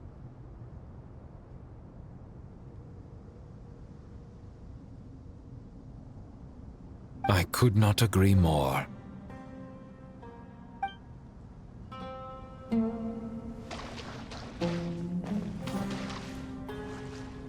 As I thought, the so-called 7 pillars of King Deshret are as underwhelming as ever. What do you mean? Not a fan of the boys' club? As men, as individuals, and even as gods, they are entirely undeserving of my attention.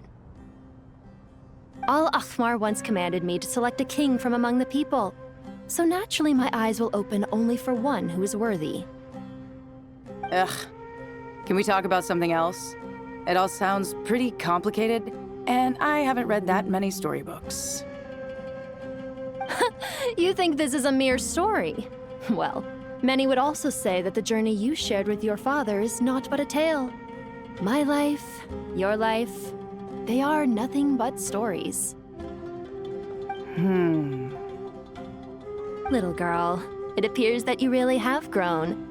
In the past, you would have flown into a blind rage at my words, but now you are unperturbed. Oh, it's nothing. I just feel like you're right. Getting all pissed at someone for telling the truth is pointless. It only makes me look petty. This alone is proof enough of your growth. You're doing well, my dear girl. You're becoming ever stronger. Strong enough to defend the people and things you hold dear. You think so? I hope you're right.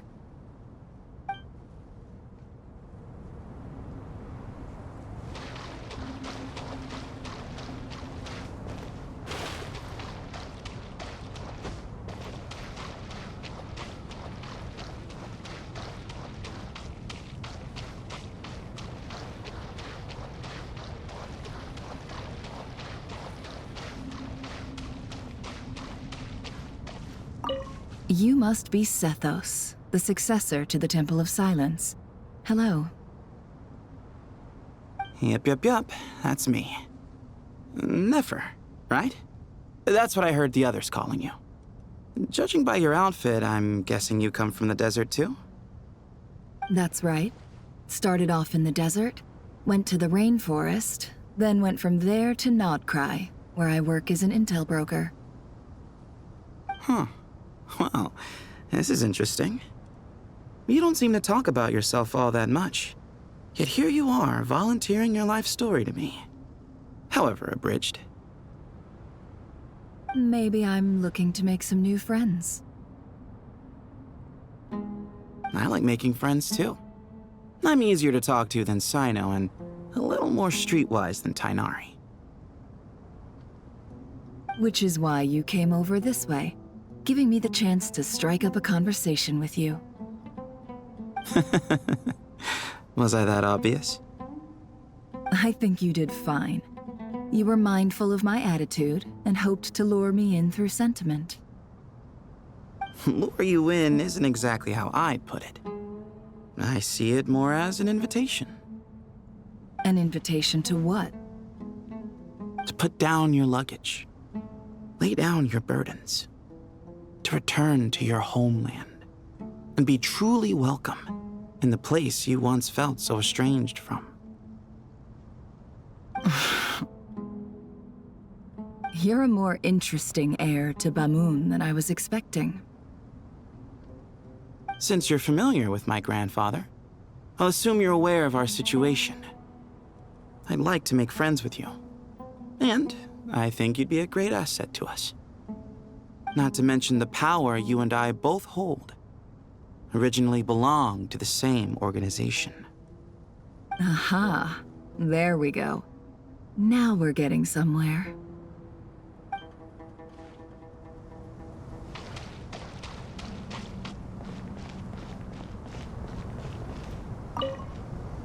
Do you hear that?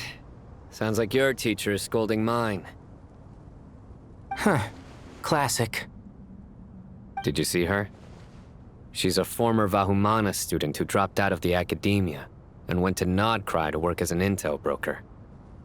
There's more to her than meets the eye. How can you tell? Do the Matra have information on her? Some, but nothing telling. I'm basing it on the fact that she seems to be an expert liar. She can fool many with her words. A sixth sense for liars after investigating so many of them, I take it? Yep. What about you? What do you make of her? A little earlier, in the corner, I noticed she gave some supplies to Jet and had her deliver them to the main group. She's meticulous and highly observant. Besides, what was it you said? Making it to the top is no easy feat in any profession. Anyone who's at the top of their game has to have some sort of edge over others. It's true, but she's not the only one at the top of her game. I also am, and so are you. Sure, but what's to guarantee she won't overhear us talking about her? Don't worry, I have my methods. Sethos is distracting her. Ah, I see.